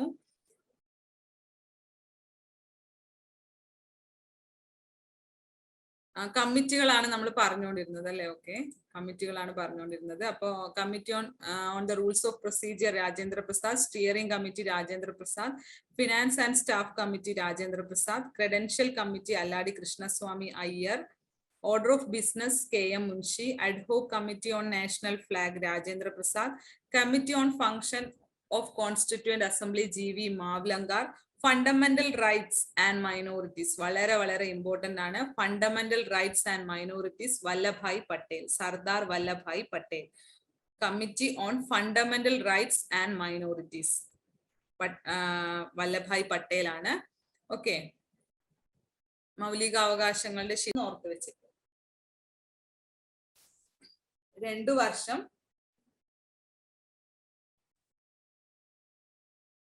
ഏറ്റവും കൂടുതൽ കേരള റിനൈസൻസിൽ നിന്നാണ് ചോദിക്കുന്നത് എന്ന് പറയുന്നത്. അങ്ങനെ ചോദിച്ചു കഴിഞ്ഞാൽ നമുക്ക് പറയാൻ പറ്റില്ല, കാരണം 2നും കൂടിയാണ് നമുക്ക് 20 മാർക്ക് തന്നിട്ടുള്ളത്. അപ്പൊ ചിലപ്പോ 10 ഡിവൈഡ് ചെയ്യാം, അല്ലെങ്കിൽ പക്ഷെ എനിക്ക് തോന്നുന്ന ഒരു ഈക്വൽ ഡിവിഷൻ ആയിരിക്കും ഉണ്ടാവുക എന്നുള്ളതാണ്. അല്ലെങ്കിൽ ചെറിയൊരു മാർക്കിന്റെ ഡിഫറൻസ് അങ്ങോട്ടോ ഇങ്ങോട്ടോ ഉണ്ടാവുമായിരിക്കും എന്നും തോന്നുന്നു. അപ്പൊ അത് പറയാൻ പറ്റില്ല, കാരണം നമ്മളെ ജനറൽ PSC ആണെങ്കിൽ എനിക്ക് പറയാമായിരുന്നു, പക്ഷെ ഇതെങ്ങനെയാണ് വരിക എന്നറിയില്ല. കാരണം നിങ്ങളെ ഒരു സിലബസ് ഇപ്പൊ വന്നതാണല്ലോ, കഴിഞ്ഞ വർഷം വരെ ആ ഒരു സിലബസ് പാറ്റേൺ മാറി ഇപ്പോ കൂടുതൽ കാര്യങ്ങൾ ഈ ഒരു ഭരണഘടനയും റിനൈസൻസും മാത്രമായിട്ടൊന്ന് ഉൾപ്പെടുത്തിയിട്ടുള്ളത് ഈ ഒരു വർഷമാണെന്ന് തോന്നുന്നു. എനിക്ക് നിങ്ങളെ പരീക്ഷയെ കുറിച്ച് അധികം അറിയില്ല, പക്ഷെ എന്താ PSC ചോദിച്ച ചോദ്യങ്ങളെ നിങ്ങളൊക്കെ പരീക്ഷയ്ക്ക് ചോദിക്കുന്ന കണ്ടിട്ടുള്ളൂ. അതായത് എന്താ പറയാ, ഇതുപോലുള്ള സ്പെഷ്യൽ കാറ്റഗറിയില് PSC അധികം ഇങ്ങനെയുള്ള കാര്യങ്ങളൊന്നും ടഫ് ആക്കാറില്ല, കാണാറില്ല. പക്ഷെ എന്തായാലും സ്റ്റേറ്റ്മെന്റ് വരും, അത് ഞാൻ ഉറപ്പ് പറയുന്നു. സ്റ്റേറ്റ്മെന്റ് ക്വസ്റ്റ്യൻസ് വരും, അതെല്ലാ എക്സാമിനും. ഇപ്പൊ ഡോക്ടേഴ്സിന്റെ, ആയുർവേദ ഡോക്ടറിന്റെ ഏതൊരു എക്സാം ഇപ്പൊ കഴിഞ്ഞതിലൊക്കെ ഈ ഒരു ഭരണഘടനയിൽ നിന്ന് സ്റ്റേറ്റ്മെന്റ് ക്വസ്റ്റ്യൻ കണ്ടിട്ടുണ്ടായിരുന്നു. അപ്പോ സ്റ്റേറ്റ്മെന്റ് എന്തായാലും വരും, അതുകൊണ്ട് ഒന്ന് ഓർത്ത് വെച്ച് മനസ്സിരുത്തി പഠിക്കുക. പിന്നെ ഇന്ത്യൻ കോൺസ്റ്റിറ്റ്യൂഷന്റെ ആർക്കിടെക്ട് എന്ന് പറയുന്നത് അംബേദ്കർ ആണ്. പ്രിയാമ്പിൾ നമുക്ക് എടുത്തു പഠിക്കാനുള്ളതാണ്, അത് ഇനി വരുന്നുണ്ട്. പ്രിയാമ്പിൾ എന്ന് പറയുന്നത് ആമുഖം, ഭരണഘടനയുടെ ആമുഖം. നമ്മുടെ ഭരണഘടനയുടെ എല്ലാം ഉൾക്കൊള്ളുന്നത് ആമുഖത്തിലാണ്. പ്രിയാമ്പിളിലാണ് ഭരണഘടനയുടെ അന്തസത്ത എന്ന് പറയുന്നത്. നമ്മളൊരു എന്താ പറയാ, കാച്ചിക്കുറുക്കിയ, നമ്മളെ ഭരണഘടനയുടെ ഒരു കാച്ചിക്കുറുക്കിയ ഒരു ഭാഗമാണ് ആമുഖം എന്ന് വേണമെങ്കിൽ പറയാം. അപ്പോ ആമുഖത്തിന്റെ ശില്പി, പ്രിയാമ്പിൾ, ആർക്കിടെക്ട് ഓഫ് പ്രിയാമ്പിൾ എന്ന് പറയുന്നത് ജവഹർലാൽ നെഹ്റു ആണ്. പിന്നെ കവർ പേജ് നന്ദലാൽ ബോസ് ആണ്. അത് ഇവിടെ എഴുതിയിട്ടില്ല. കവർ പേജ് ഡിസൈൻ ചെയ്തിട്ടുള്ളത് നന്ദലാൽ ബോസ് ആണ്. ഭരണഘടന എഴുതി തയ്യാറാക്കിയിട്ടുള്ളത് എന്താ പറയാ, മൻസ്ക്രിപ്റ്റ്, കയ്യെഴുത്ത് പ്രതി എഴുതിയത് പ്രേം ബിഹാരി നരയൻ റായ് സാദെ. പേര് കിട്ടിയോ? പ്രേം ബിഹാരി നരയൻ റായ് സാദെ. ഇത് അതായത്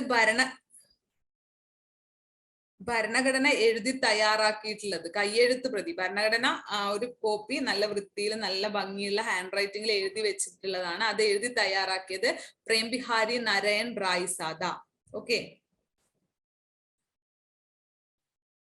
നമ്മൾ നാഷണൽ എംബ്ലം ജനുവരി 26 1950, ജനുവരി 26. അതുപോലെ തന്നെ നാഷണൽ സോങ്, നാഷണൽ ആന്തം ജനുവരി 24 എന്ന് ഓർക്കണം കേട്ടോ. പിന്നെ നമ്മുടെ നമ്മുടെ കലണ്ടർ, ഇന്ത്യയുടെ ദേശീയ കലണ്ടർ എന്ന് പറയുന്നത് ശകവർഷ കലണ്ടർ ആണ്. ഈ ശകവർഷ കലണ്ടർ നമ്മൾ ആക്സെപ്റ്റ് ചെയ്തിട്ടുള്ളത് എപ്പോഴാന്ന് ചോദിച്ചാൽ 1957 മാർച്ച് 22 കേട്ടോ. 1957 മാർച്ച് 22 ഈ ഒരു ശകവർഷ കലണ്ടർ ആക്സെപ്റ്റ് ചെയ്തിട്ടുള്ളത്. മുദ്ര, നാഷണൽ എംബ്ലം ആണെങ്കിൽ 26 എന്ന് ഓർത്ത് വെക്കുക. ഓക്കെ. ഇനി നമ്മുടെ ഭരണഘടന എന്ന് പറയുന്നത് ബോറോഡ് കോൺസ്റ്റിറ്റ്യൂഷൻ ആണ്. ഒരുപാട് രാജ്യങ്ങളിൽ നിന്ന് പല പല കാര്യങ്ങൾ നമ്മൾ കടമെടുത്തിട്ടുണ്ട്. അങ്ങനെ പല രാജ്യങ്ങളുടെയും ഭരണഘടനയിലുള്ള അംശങ്ങളൊക്കെ സ്വീകരിച്ചിട്ടാണ് നമ്മുടെ ഭരണഘടന ഉണ്ടാക്കിയിട്ടുള്ളത്. ഓക്കെ. അപ്പൊ നമ്മൾ അത് എപ്പോഴും PSC ചോദിക്കുന്ന ഒരു ക്വസ്റ്റ്യൻ ആണ്. ഇന്ന കാര്യങ്ങൾ എവിടെ നിന്നാണ് ബോറോ ചെയ്തിട്ടുള്ളത് എന്നുള്ള കാര്യം. നമ്മുടെ ഭരണഘടനയുടെ സോഴ്സ് എന്ന് പറയുന്നത് അതിൽ ഏറ്റവും പ്രധാനപ്പെട്ടത് 1935 ഗവൺമെന്റ് ഓഫ് ഇന്ത്യ ആക്ട് ആണ്. നമ്മുടെ ഭരണഘടന എന്ന് പറയുന്നത് 1935 ഗവൺമെന്റ് ഓഫ് ഇന്ത്യ ആക്ടിന്റെ അതേ പതിപ്പാണ് എന്നുള്ള വിമർശനങ്ങളൊക്കെ ഭരണഘടനയുമായി ബന്ധപ്പെട്ട ആൾക്കാർ പറയാറുണ്ട്. ഓക്കെ. അപ്പോ നമ്മുടെ ഈ ഭരണഘടന പല സ്ഥലത്തു നിന്ന് എടുത്തിട്ടുള്ള കാര്യങ്ങൾ എന്തൊക്കെയാണെന്ന് നോക്കാം. റൈറ്റ്സ് ഡ്യൂറിങ് എമർജൻസി, അതായത് എമർജൻസി, അടിയന്തരാവസ്ഥ പ്രഖ്യാപിക്കുന്ന സമയത്ത് നമ്മുടെ മൗലിക അവകാശങ്ങൾ, നമ്മളെ റൈറ്റ്സ് ഒക്കെ അതൊന്ന് പരിമിതപ്പെടുത്തും. ഓക്കെ. അത് കടം കൊണ്ടിട്ടുള്ളത് ജർമ്മനിയിലെ വെയ്മർ കോൺസ്റ്റിറ്റ്യൂഷനിൽ നിന്നാണ്. എന്നാൽ എമർജൻസി എന്ന് മാത്രം ചോദിക്കുകയാണെങ്കിൽ അത് 1935 ഗവൺമെന്റ് ഓഫ് ഇന്ത്യ ആക്ടിൽ നിന്നാണ്. ഓക്കെ. അപ്പൊ റൈറ്റ്സ് ഡ്യൂറിങ് എമർജൻസി എന്ന് പറയുന്നത് ജർമ്മനിയിൽ നിന്നാണ്. എമർജൻസി എന്ന് ചോദിച്ചാലും ചിലപ്പോൾ ജർമ്മനി ഓപ്ഷൻ തരാറുണ്ട്. പിന്നെ ഫണ്ടമെന്റൽ റൈറ്റ്സ് ഇമ്പോർട്ടന്റ് ആണ്. അമേരിക്ക, USA നിന്നാണ് നമ്മൾ ഫണ്ടമെന്റൽ റൈറ്റ്സ്, മൗലിക അവകാശങ്ങൾ കടം കൊണ്ടിട്ടുള്ളത്. ഓക്കെ. പിന്നെ പ്രിയാമ്പിളും ആമുഖം അമേരിക്കയാണ്. പ്രിയാമ്പിൾ USA ആണ്. ജുഡീഷ്യൽ റിവ്യൂ USA ആണ്. അപ്പോ ഫണ്ടമെന്റൽ റൈറ്റ്സ് USA ആണ്. പ്രിയാമ്പിൾ എടുത്തിട്ടുള്ളത് USA നിന്നാണ്. ജുഡീഷ്യൽ റിവ്യൂ എടുത്തിട്ടുള്ളത് USA നിന്നാണ്. Source of Indian constitution. Okay.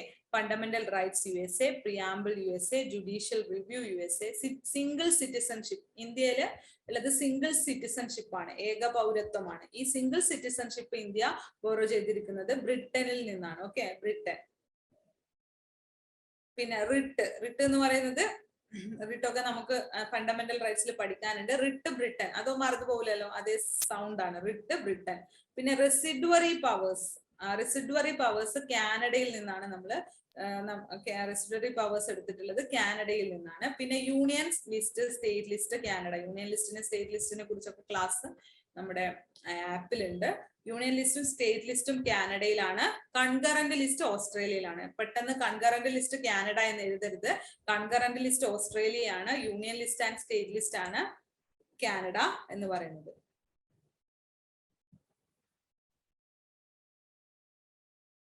Nandalal Bose ആണ് കേട്ടോ, അതായത് കവർ പേജ് തയ്യാറാക്കിയത് നന്ദലാൽ ബോസ്. റിട്ട് എന്ന് പറയുന്നത് ബ്രിട്ടൻ ആണ്. അതായത് ഭരണഘടന, അതായത് ഹേബിയസ് കോർപ്പസ്, 5 തരം റിട്ടുകളാണുള്ളത്. ഹേബിയസ് കോർപ്പസ്, മാൻഡമസ്, അതൊക്കെ നമുക്ക് പഠിക്കാനുണ്ട്. മൗലികാവകാശങ്ങളുടെ സംരക്ഷണത്തിന് വേണ്ടി കോടതി പുറപ്പെടുവിക്കുന്ന ഉത്തരവുകളാണ് റിട്ട് എന്ന് പറയുന്നത്. ഓക്കെ, അപ്പൊ റിട്ട് എന്ന് പറയുന്നാൽ റിട്ട് എന്നുള്ളത് ഓപ്ഷൻ എടുത്തിട്ടുള്ള ആ ഒരു കൺസെപ്റ്റ് എടുത്തിട്ടുള്ളത് ബ്രിട്ടനിൽ നിന്നാണ്. Residuary Canada, union list, state list Canada, concurrent list Australia, joint sitting, അതായത് ലോകസഭയും രാജ്യസഭയും, നമുക്ക് 2 ലോകസഭയും ഉണ്ട്, രാജ്യസഭയും ഉണ്ട്. ഈ 2 സഭകളും ഒരു ബില്ലിന്മേൽ തീരുമാനത്തിലെത്താനാവാതെ വരുമ്പോൾ അവര് ജോയിന്റ് സിറ്റിംഗ് നടത്തും. അതിന്റെ ആർട്ടിക്കിളൊക്കെ പഠിക്കാനുണ്ട്. 108 ആണ് ജോയിന്റ് സിറ്റിംഗിന്റെ ആർട്ടിക്കിള്. അത് ഓസ്ട്രേലിയയിൽ നിന്നാണ് കടമെടുത്തിട്ടുള്ളത്. ഓക്കെ, റിട്ട് എന്ന് പറയുന്ന ബ്രിട്ടൻ ആണ്. Residuary powers Canada, union list and state list Canada, concurrent list Australia, joint sitting Australia. പിന്നെ ഫണ്ടമെന്റൽ ഡ്യൂട്ടീസ്, ഫണ്ടമെന്റൽ റൈറ്റ്സ് എവിടെയാണ് നമ്മൾ പറഞ്ഞത്? ഫണ്ടമെന്റൽ റൈറ്റ്സ് എവിടുന്നാണ് കടമെടുത്തിട്ടുള്ളത്?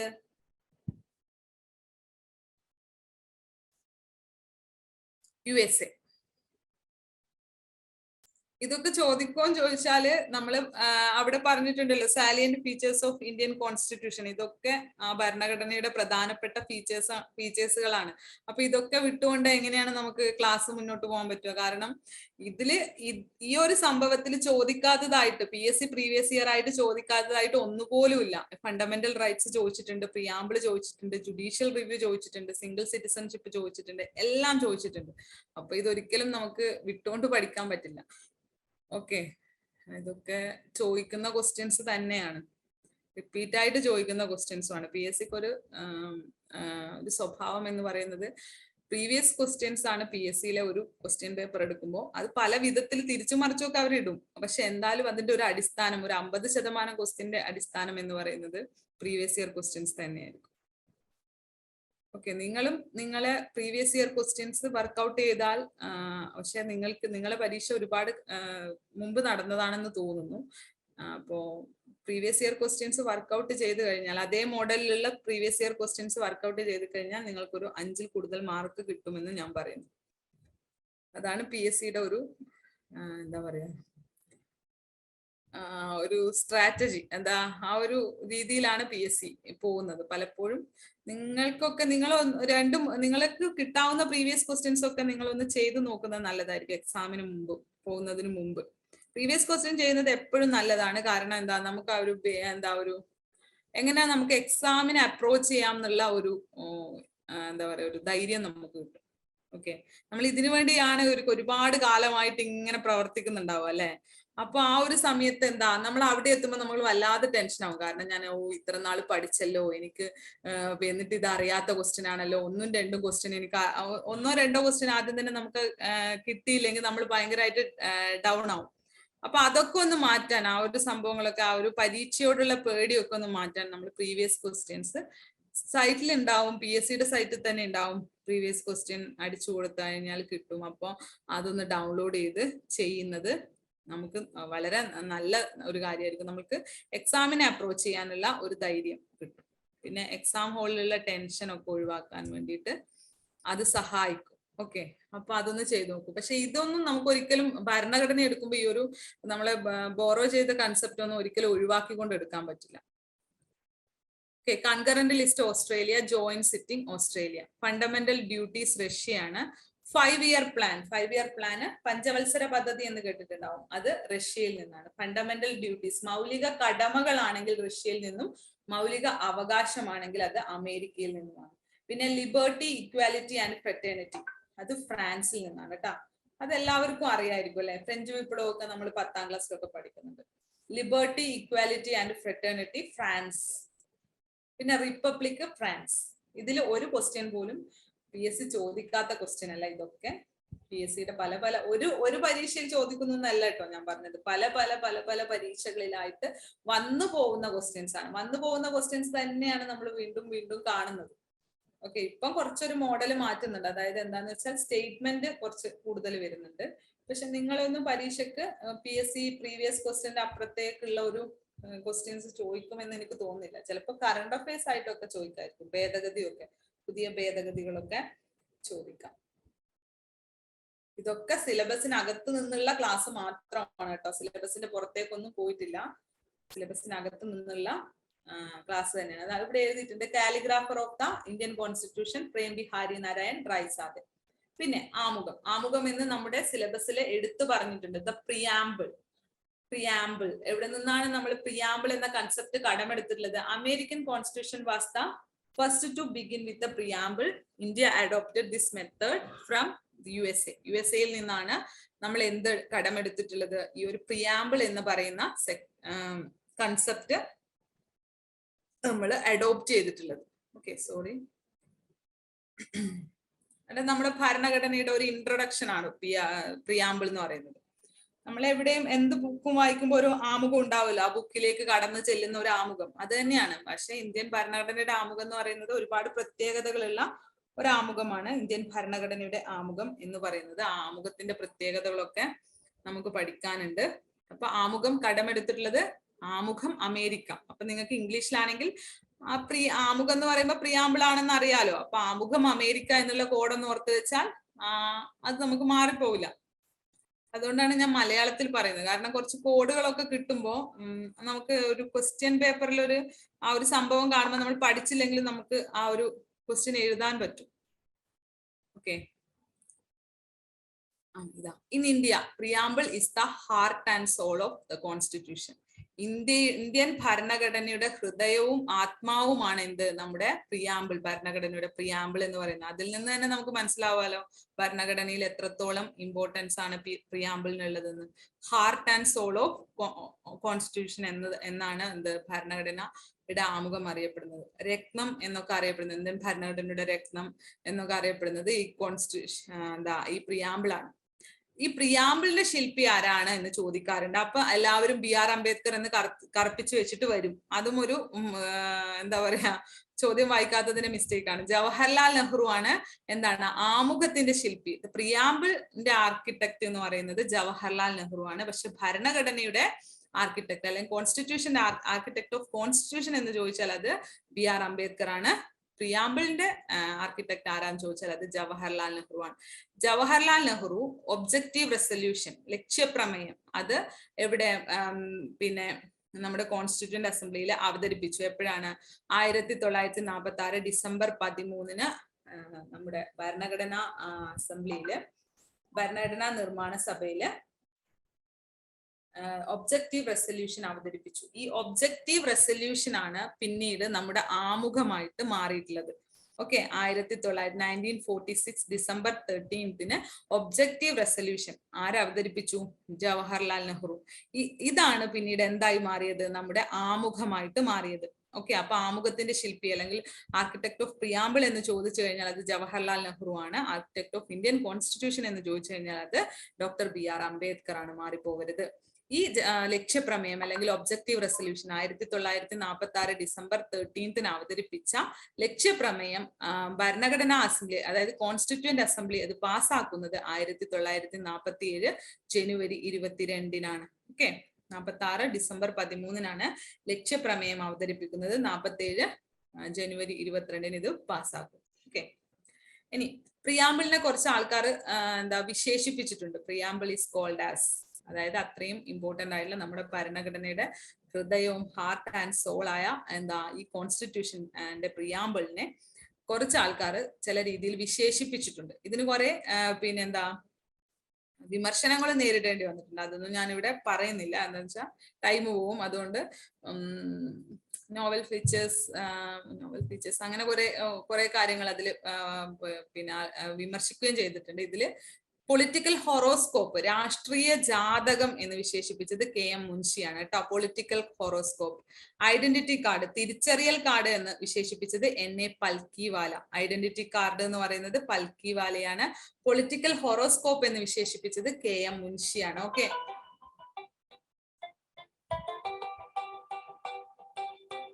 പൊളിറ്റിക്കൽ ഹൊറോസ്കോപ്പ് എന്ന് വിശേഷിപ്പിച്ചത് KM മുൻഷിയാണ്. ഐഡന്റിറ്റി കാർഡ് എന്ന് വിശേഷിപ്പിച്ചത് NA പൽക്കിവാലയാണ്.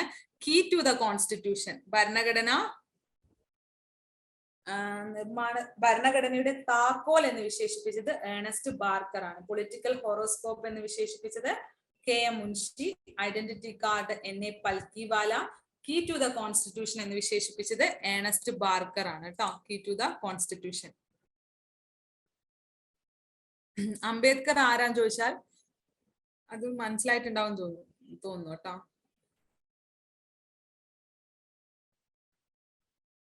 പ്രീവിയസ് കൂടുതലും സ്റ്റേറ്റ്മെന്റ് ചോദിക്കുന്നുണ്ടെന്ന്. നിങ്ങളുടെ ക്വസ്റ്റ്യൻ ആണോ പറയുന്നത്? പ്രീവിയസ് സ്റ്റേറ്റ്മെന്റ് ആയിട്ട് ചോദിച്ചിട്ടുണ്ടെന്ന്. പ്രീവിയസ് എനിക്ക് കിട്ടിയ എക്സാമിന് അല്ല ഈ ഒരു പേപ്പറിലൊന്നും അങ്ങനെ സ്റ്റേറ്റ്മെന്റ് ചോദിച്ച് കണ്ടിട്ടില്ല. അതൊക്കെ കുറച്ച് ഒരു 3-4-5 വർഷം മുമ്പ് നടന്ന ക്വസ്റ്റ്യൻസ് ആണെന്ന് തോന്നുന്നു.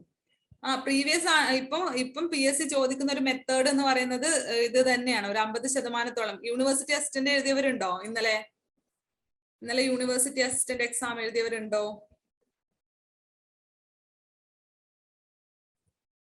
നിങ്ങൾ എഴുതാറില്ല PSCന്റെ എക്സാം, നിങ്ങൾ മാത്രം ഉണ്ട്. അപ്പൊ എങ്ങനെയുണ്ടായിരുന്നു സ്റ്റേറ്റ്മെന്റ്? റാഷിദ് ഒന്ന് പറയൂ, എങ്ങനെയുണ്ടായിരുന്നു സ്റ്റേറ്റ്മെന്റ് എന്ന്?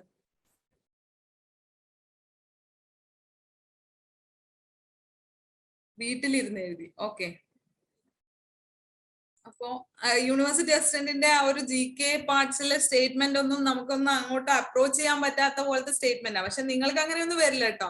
നിങ്ങൾക്ക് വരുന്നത് വളരെ സിമ്പിൾ ആയിട്ടുള്ള സ്റ്റേറ്റ്മെന്റ് ആയിരിക്കും. അപ്പോ എന്താണ് ഇപ്പം PSCന്റെ ട്രെൻഡ് എന്ന് പറയുന്നത് സ്റ്റേറ്റ്മെന്റ് തന്നെയാണ്. അപ്പൊ ഈ ഒരു സംഭവത്തിൽ നിന്ന് തന്നെ നമുക്ക് എന്തൊക്കെ ഇത് തിരിച്ചും മറിച്ചും ഒക്കെ ചോദിക്കും. പിന്നെ ഓൾ ഓഫ് ദ എബോവ് എന്ന് പറയുന്ന ഒരു ആൻസർ കൂടി ഉണ്ടാവുമ്പോൾ നമുക്ക് ഭയങ്കര കൺഫ്യൂഷൻ ആയിരിക്കും. അതൊക്കെയാണ് ഇപ്പോഴത്തെ ഒരു പ്രോബ്ലം. അതായത് PSC എങ്ങനെയായാലും ഓൾ ഓഫ് ദ എബോവ് ഒരു ആൻസർ കൊടുക്കും അല്ലെ. 1, 2, 3, 1, 2 ശരിയാണ്, 2, 3 ശരിയാണ്, ഓൾ ഓഫ് ദ എബോവ്. അപ്പൊ ഒരുപാട് എന്താ പറയാ, നമുക്ക് ചിലപ്പോ ഒന്നും ഒരു തരത്തിലും അത് ഒന്ന് എന്താ പറയാ ഓപ്ഷൻ ഔട്ട് ആക്കാൻ പറ്റാത്ത ചില സംഭവങ്ങളൊക്കെ ഉണ്ട്. അത് ഈ യൂണിവേഴ്സിറ്റി അസിസ്റ്റന്റ് ഒരു പ്രിലിമിനറി പരീക്ഷയാണ് ഇന്നലെ നടന്നത്. അതിൽ തന്നെ കോൺസ്റ്റിറ്റ്യൂഷന്റെ ക്വസ്റ്റ്യൻസ് ഒക്കെ നല്ല നിലവാരം പുലർത്തിയ ഒരു ക്വസ്റ്റ്യൻ ആയിരുന്നു. പക്ഷേങ്കില് പഠിക്കാത്തവർക്ക് ഒട്ടും എഴുതാൻ പറ്റില്ല. നിങ്ങൾക്ക് അങ്ങനെയൊന്നും വരില്ല. പക്ഷെ നിങ്ങൾക്ക് ഈ ഒരു സിലബസിൽ ഉൾക്കൊണ്ടുകൊണ്ട് സ്റ്റേറ്റ്മെന്റ് വൈസ് ക്വസ്റ്റ്യൻസ് പ്രതീക്ഷിക്കാം. ഓക്കെ. പിന്നെ heart and soul of the constitution എന്ന് പറയുന്നത് തകുർദാസ് ഭാർഗവാണ്. ഹാർട്ട് ആൻഡ് സോൾ എന്ന് പറയുന്നത് ഹൃദയവും ആത്മാവും എന്ന് വിശേഷിപ്പിച്ചത് തകുർദാസ് ഭാർഗവാണ്. പിന്നെ സോൾ എന്ന് മാത്രം പറഞ്ഞിട്ടുണ്ടെങ്കിൽ അത് ഹിദായത്തുള്ളിയാണ്. ഇത് ഒരു പലയാവർത്തി വായിച്ചു നോക്കുക. പലയാവർത്തി വായിച്ചു നോക്കുമ്പോൾ നമുക്ക് എന്താ ഇത് നമ്മുടെ മനസ്സിലേക്ക് കിട്ടും. അതുപോലെ തന്നെ നിങ്ങൾ വായിക്കുമ്പോൾ തന്നെ നിങ്ങൾ എന്താ പറയാ ഒരു കോഡ്, എന്തെങ്കിലും ഒരു കോഡ് ഉണ്ടാക്കി വെച്ച് കഴിഞ്ഞാൽ അത് പിന്നെ മാറിപ്പോവില്ല. അതിപ്പോ ഞാൻ പറഞ്ഞു തരുന്നതിനേക്കാൾ കൂടുതൽ ഞാൻ പഠിക്കുമ്പോൾ ഉണ്ടാക്കിയ കോഡുകളൊക്കെയാണ് ഞാൻ നിങ്ങൾക്ക് പറഞ്ഞു തരുന്നത്. അപ്പൊ നിങ്ങൾക്ക് നിങ്ങൾ സ്വന്തമായിട്ട് കുറച്ച് കോഡുകളൊക്കെ ഉണ്ടാക്കിയിട്ട് അങ്ങ് പഠിക്കാം. അപ്പൊ നമുക്കതൊന്നും മാറിപ്പോവില്ല. മാറിപ്പോകുന്ന കാര്യങ്ങൾ അങ്ങനെ വെച്ച് പഠിക്കാം. അല്ലാതെ സ്റ്റേറ്റ്മെന്റ് നമുക്ക് എഴുതാൻ പറ്റും. നമ്മൾ വായിച്ചിട്ടുണ്ടെങ്കിൽ, നമ്മൾ ഹാർഡ് വർക്ക് ചെയ്തിട്ടാണ് ഇത് പഠിച്ചതെങ്കിൽ നമുക്ക് സ്റ്റേറ്റ്മെന്റ് വരുമ്പോൾ എഴുതാൻ പറ്റും. പറ്റാതൊന്നും ഇരിക്കില്ല. Okay. Soul and key to the constitution എന്ന് പറയുന്ന ആത്മാവും താക്കോലും എന്ന് പറയുന്നത് ജവഹർലാൽ നെഹ്റു ആണ്. ഓക്കെ. ആത്മാവും താക്കോലും എന്ന് പറയുന്നത് ജവഹർലാൽ നെഹ്റു ആണ്. ഓക്കെ. അപ്പോ heart and soul of the constitution ഇതൊക്കെ ഒന്ന് ജസ്റ്റ് ഒന്ന് പരീക്ഷയ്ക്ക് മുമ്പൊക്കെ ഒന്ന് പോകുമ്പോ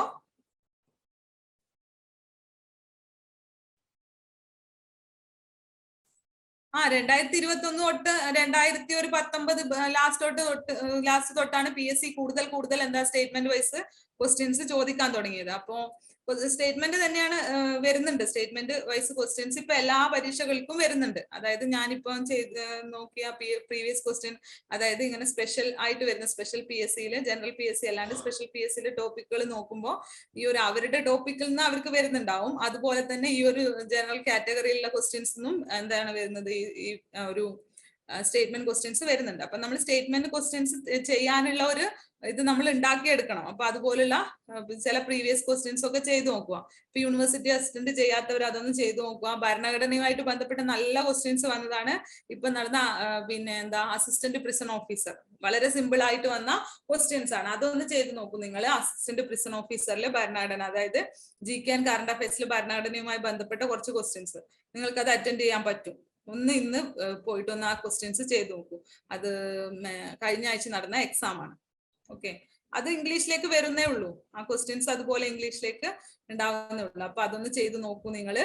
അപ്പോ ആ ക്വസ്റ്റ്യൻസ് ഒക്കെ വളരെ നല്ല ക്വസ്റ്റ്യൻസ് ആയിരുന്നു. ആ ഒരു ലെവലിലായിരിക്കും നിങ്ങൾക്ക് വരുന്ന ക്വസ്റ്റ്യൻ. അപ്പൊ അസിസ്റ്റന്റ് പ്രിസൺ ഓഫീസറുടെ ക്വസ്റ്റ്യൻ ഒന്ന് ചെയ്ത് നോക്കൂ കേട്ടോ. ഇനി നമ്മുടെ പ്രിയാമ്പിളില് ഒരു പ്രാവശ്യം അമെൻഡ് ചെയ്തിട്ടുണ്ട്. അമെൻഡ് ചെയ്യാന്ന് പറഞ്ഞാൽ ഭേദഗതി വരുത്തിയിട്ടുണ്ട്. ഒരു പ്രാവശ്യമാണ് നമ്മുടെ ഇന്ത്യൻ കോൺസ്റ്റിറ്റ്യൂഷന്റെ ആ വീഡിയോ ഓൺ ആക്കിയവരൊന്ന് ഓഫ് ആക്കിക്കോളൂ കേട്ടോ. വീഡിയോ ക്ലിയർ ഇല്ല. പിന്നെന്താ, ഓക്കെ, പ്രിയാമ്പിൾ അമെൻഡ് ചെയ്തിട്ടുള്ളത് ഒരേ ഒരു പ്രാവശ്യമാണ്. പ്രിയാമ്പിൾ അമെൻഡ് ചെയ്തിട്ടുള്ളത് അത് ഏത് വർഷമാണ് അതൊന്ന് ഓർത്ത് വെക്കണം. ഇമ്പോർട്ടന്റ് ആണ്. 1976 ഒരേ ഒരു തവണ നമ്മുടെ കോൺസ്റ്റിറ്റ്യൂഷനിലെ പ്രിയാമ്പിൾ അമെൻഡ് ചെയ്തിട്ടുള്ളത്. അതാണ് 42ാമത്തെ അമെൻമെന്റ് ആണെന്ന് പറയുന്നത്. ഇന്നലത്തെ യൂണിവേഴ്സിറ്റി അസിസ്റ്റന്റിൽ ഈ ഒരു ക്വസ്റ്റ്യൻ വന്നിട്ടുണ്ട്. എഴുതിയവർക്ക് അറിയാം. ഓക്കെ, എന്താണ് വന്നത്? പിന്നെ ഭരണഘടനാ ഭേദഗതി ചെയ്തപ്പോ കൂട്ടിച്ചേർത്ത വാക്ക് ഏതാണെന്നാണ് ചോദിച്ചിട്ടുള്ളത്. ഓക്കെ, അതേതാണ്? 1976 42ാമത്തെ അമെൻമെന്റ് വഴിയാണ് എന്താണ് കോൺസ്റ്റിറ്റ്യൂഷനിലെ എന്ത് ഭേദഗതി ചെയ്തിട്ടുള്ളത്? പ്രിയാമ്പിൾ ഭേദഗതി ചെയ്തിട്ടുള്ളത്. അപ്പൊ അവിടെ എന്ത് രണ്ട് വാക്കുകൾ കൂട്ടിച്ചേർത്തു? നിങ്ങൾക്ക് ആ ക്വസ്റ്റ്യൻ വരും കേട്ടോ. ഞാൻ എന്റെ മനസ്സ് പറയുന്നത് അത് വരും. Socialist and secular. എന്താണ്? ദേ ആർ ആഡ് ചെയ്തിട്ടുള്ള രണ്ട് വാക്കുകളാണ് സോഷ്യലിസ്റ്റ്, സെക്യുലർ. പിന്നെ ഇന്റഗ്രിറ്റിയും കൂടി ഉണ്ട്. ഐക്യം എന്ന് മാത്രമുള്ളത് അഖണ്ഡതാം കൂടി ആക്കിയിട്ടുണ്ട്. അപ്പോ ഇന്നലെ വന്നത് പരമാധികാരം, സോഷ്യലിസം, ഇതാണ് ചോദിച്ചിട്ടുള്ളത്. പിന്നെ വേറെ രണ്ട് ഓപ്ഷൻസും കൂടി ഉണ്ടായിരുന്നു. അതിൽ സോഷ്യലിസം ആണ് പിന്നെന്താ കൂട്ടിച്ചേർത്ത വാക്ക്.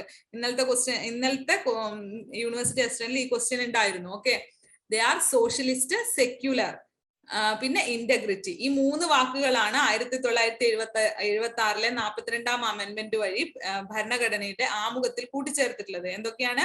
Socialist, secular and integrity. സ്ഥിതിസമത്വം, മതേതരത്വം. നിങ്ങൾക്ക് ഇംഗ്ലീഷ് മലയാളം വേണ്ടാത്തതുകൊണ്ട് സോഷ്യലിസ്റ്റ്, സെക്യുലർ, ഇന്റഗ്രിറ്റി എന്ന് മാത്രം പഠിച്ചു വെക്കാം. ഓക്കെ, അപ്പൊ ആഡ് ചെയ്തത് സോഷ്യലിസ്റ്റ്, സെക്യുലർ ആൻഡ് ഇന്റഗ്രിറ്റി ആണ്. ഓക്കെ, ഓപ്ഷൻ വരുമ്പോ ഔട്ടാക്കി എഴുതാൻ വേണ്ടി പരിശീലിക്കണം. Okay, socialist, secular and integrity. Okay, ഏതൊക്കെയാണ് മൂന്ന് വേർഡ്?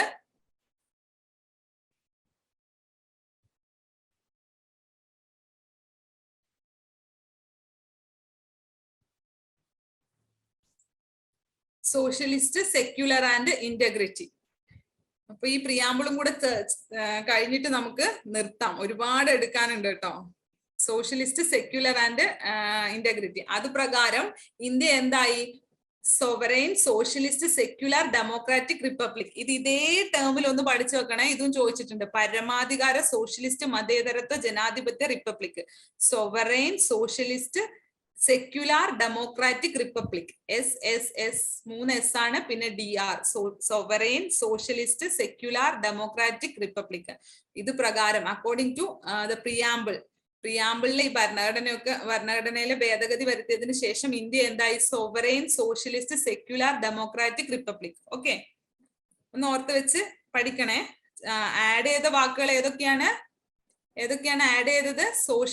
സോഷ്യലിസ്റ്റ് ആൻഡ് സെക്യുലർ എന്ന വാക്കാണ് ആഡ് ചെയ്തിട്ടുള്ളത്. പിന്നെ ഇന്റഗ്രിറ്റിയും കൂടെ വരുന്നുണ്ട്. ഓക്കെ, പിന്നെ ഭരണഘടനയുമായി ബന്ധപ്പെട്ട് രണ്ട് കേസുകളാണ്, ആമുഖവുമായി ബന്ധപ്പെട്ട് നമുക്ക് രണ്ട് കേസുകളാണ് പഠിക്കാനുള്ളത്. Berubari case and Kesavananda Bharati state of Kerala. ഈ രണ്ട് കേസുകളാണ് പഠിക്കാനുള്ളത്. ഈ ബേറുബാരി കേസ് എന്ന് പറയുന്നത് ഭരണഘടനയുടെ ആമുഖം, അതായത് പ്രിയാമ്പിൾ അത്ര ഇമ്പോർട്ടന്റ് ഒന്നും അല്ല എന്ന് സുപ്രീം കോടതി വിധിച്ച ഒരു കേസാണ് ബേറുബാരി കേസ് എന്ന് പറയുന്നത്. ഓക്കെ, ഒരു not an integral part of the constitution എന്ന് പറഞ്ഞത് എന്താണ്? ബേറുബാരി കേസിലാണ്, 1960-ലാണ്. പക്ഷെ കേശവാനന്ദ ഭാരതി കേസ് 1973 കേശവാനന്ദ ഭാരതി കേസിൽ വരുമ്പോ എന്താണ് ആ ഒരു വിധി, അതായത് 1960 ബേറുബാരി കേസിലെ വിധി ആര് തിരുത്തി? സുപ്രീം കോടതി തന്നെ തിരുത്തി. ഓക്കെ, അപ്പൊ സുപ്രീം കോടതി എന്ത് പറഞ്ഞു? സുപ്രീം കോടതി പറഞ്ഞു ഇത് ഭരണഘടനയുടെ ഇമ്പോർട്ടന്റ് ഭാഗമാണ് എന്ന് പറഞ്ഞു. Okay, supreme court held that preamble is a part of the constitution. It can amend under article 368 without destroying the basic structure of the constitution. കോൺസ്റ്റിറ്റ്യൂഷന്റെ ബേസിക് സ്ട്രക്ചറിൽ മാറ്റം വരുത്താതെ കോൺസ്റ്റിറ്റ്യൂഷന്റെ ബേസിക് സ്ട്രക്ചറിൽ മാറ്റം വരുത്താതെ നമ്മുടെ ഭരണഘടനയുടെ ആമുഖം ഭേദഗതി ചെയ്യാം. പക്ഷെ ഇത് ഭരണഘടനയുടെ ഇന്റഗ്രൽ പാർട്ട് കൂടിയാണ് എന്ന് പ്രസ്താവിച്ച കേസാണ് Kesavananda Bharati west state of Kerala. അപ്പൊ അതായത് ഒരു വിധി സുപ്രീം കോടതി തന്നെ ബേരുബാരി കേസിൽ പറഞ്ഞു ഇത് ഇന്റഗ്രൽ പാർട്ടൊന്നും അല്ല എന്ന്. പക്ഷെ കേശവാനന്ദ ഭാരതി കേസിൽ അത് സുപ്രീം കോടതി തിരുത്തുകയും ചെയ്തു. അത് സുപ്രീം കോടതിയുടെ ഒരു സവിശേഷ അധികാരമാണ്. അതിന് നമ്മൾ റിവൈസറി ജൂറിസ്ഡിക്ഷൻ എന്ന് പറയും. ആർട്ടിക്കിൾ 137. അതായത് ഒരു വിധി സുപ്രീം കോടതി പ്രസ്താവിച്ച ഒരു വിധി ആര് തിരുത്തുന്നു? സുപ്രീം കോടതി തന്നെ തിരുത്തുന്നു. സുപ്രീം കോടതിക്ക് മുകളിൽ വേറൊരു കോടതി ഇല്ലല്ലോ ഇന്ത്യയിൽ. അതാണ് 1960-73. അതായത് റിവൈസറി ജൂറിസ്ഡിക്ഷൻ. 8:30 നമ്മള് സ്റ്റുഡൻസ് ശ്രദ്ധിക്കാം. 8:30 നമ്മളെ മാക്സിമം സമയം. ഓൺലൈൻ മീറ്റിംഗിനൊക്കെ ഒരു പരിധി ഉണ്ട്, അതുകൊണ്ടാണ്. സോ മിസ് 8:30 വൈൻഡപ്പ് ചെയ്യാട്ടോ. അതെ, അപ്പൊ നമുക്ക് വൈൻഡപ്പ് ചെയ്യാം. പ്രിയാമ്പിൾ കഴിഞ്ഞിട്ടുണ്ട്. ക്ലാസ് എടുക്കാന്ന് പറഞ്ഞാൽ എടുത്തെടുത്ത് പോവും. അപ്പോ നിങ്ങൾ നല്ലപോലെ പഠിക്കുക, നന്നായിട്ട് പഠിക്കുക. എക്സാമിന് നല്ല വിജയം ആശംസിക്കുന്നു. അപ്പോ ക്ലാസ് ഒക്കെ ഇഷ്ടപ്പെട്ടു എന്ന് വിചാരിക്കുന്നു. ഞാനും ഓൺലൈൻ ക്ലാസ് ഓഫ്ലൈൻ ക്ലാസ് ആണ് എടുക്കാറ്. അപ്പോ ഇത്രയും നേരം സഹകരിച്ചതിന് താങ്ക് യു. അപ്പൊ നിങ്ങളൊക്കെ പരീക്ഷയ്ക്ക് ഓൾ ദി ബെസ്റ്റ്. എല്ലാവരും നല്ലപോലെ പഠിക്കുക. കുറച്ച് പ്രീവിയസ് ക്വസ്റ്റ്യൻസ് ഒക്കെ വർക്ക്ഔട്ട് ചെയ്യുക. പിന്നെ എന്താ പറയാ, നല്ല മനസ്സോടെ ശാന്തമായ മനസ്സോടെ പോയി എക്സാം എഴുതുക. എല്ലാവർക്കും വിജയാശംസകൾ നേരുന്നു. നാളത്തെ ടീച്ചർമാരാവട്ടെ, നല്ല അധ്യാപകരാവട്ടെ എന്ന് ആശംസിക്കുന്നു. Okay, thank you ma'am. Asif sir ലൈനിലുണ്ടോ? ഓക്കെ ഓക്കെ, നമുക്ക് വൈൻഡപ്പ് ചെയ്യാം. എന്തായാലും വളരെ സന്തോഷം. എഡ്ഫിൽ ലേണിംഗ് ആപ്ലിക്കേഷൻ, എഡ്ഫിൽ ലേണിംഗിന്റെ LPSA വർക്ക്ഷോപ്പിൽ നമുക്ക് വേണ്ടി ക്ലാസ് എടുത്ത് തന്നിട്ടുള്ള ശ്രീല മിസ്സിന് പ്രത്യേകം നന്ദി അർപ്പിക്കുകയാണ്. എഡ്ഫിലിന്റെ മറ്റ് പ്രൊജക്റ്റുകൾ, അതായത് ഫ്രീ ആയിട്ടുള്ള കുറച്ച് പ്രോഗ്രാംസുകൾ നമ്മൾ വേറെ ഉദ്ദേശിക്കുന്നുണ്ട്. ഞാൻ പറഞ്ഞല്ലോ കുറച്ച് കാര്യങ്ങൾ, അത് നമ്മുടെ ഗ്രൂപ്പിൽ ഇൻഫർമേഷൻസ് കാര്യങ്ങളൊക്കെ ഇടുന്നതാണ്. പിന്നെ നേരത്തെ പറഞ്ഞിട്ടുള്ള ക്രാഷ് ബാച്ചിന് ജോയിൻ ചെയ്യാൻ താല്പര്യമുള്ള ആളുകൾ നമ്പറും കാര്യങ്ങളും ഗ്രൂപ്പിലിടാം. താല്പര്യം ഉണ്ടെങ്കിൽ ഉടൻ തന്നെ ജോയിൻ ചെയ്യുക. ഓൾമോസ്റ്റ് കുട്ടികൾ ഉണ്ട്, പക്ഷെ ഒരു സംവിധാനം എന്നുള്ള നിലയ്ക്ക് നിങ്ങൾക്ക് താല്പര്യം ഉണ്ടെങ്കിൽ വർക്കൗട്ട് ചെയ്യാവുന്നതാണ്. എന്തായാലും ഇപ്രാവശ്യം എല്ലാവർക്കും നമുക്ക് റാങ്കിൽ എത്തട്ടെ എന്ന് ആശംസിക്കുകയാണ്. Thank you for all. Thank you very much.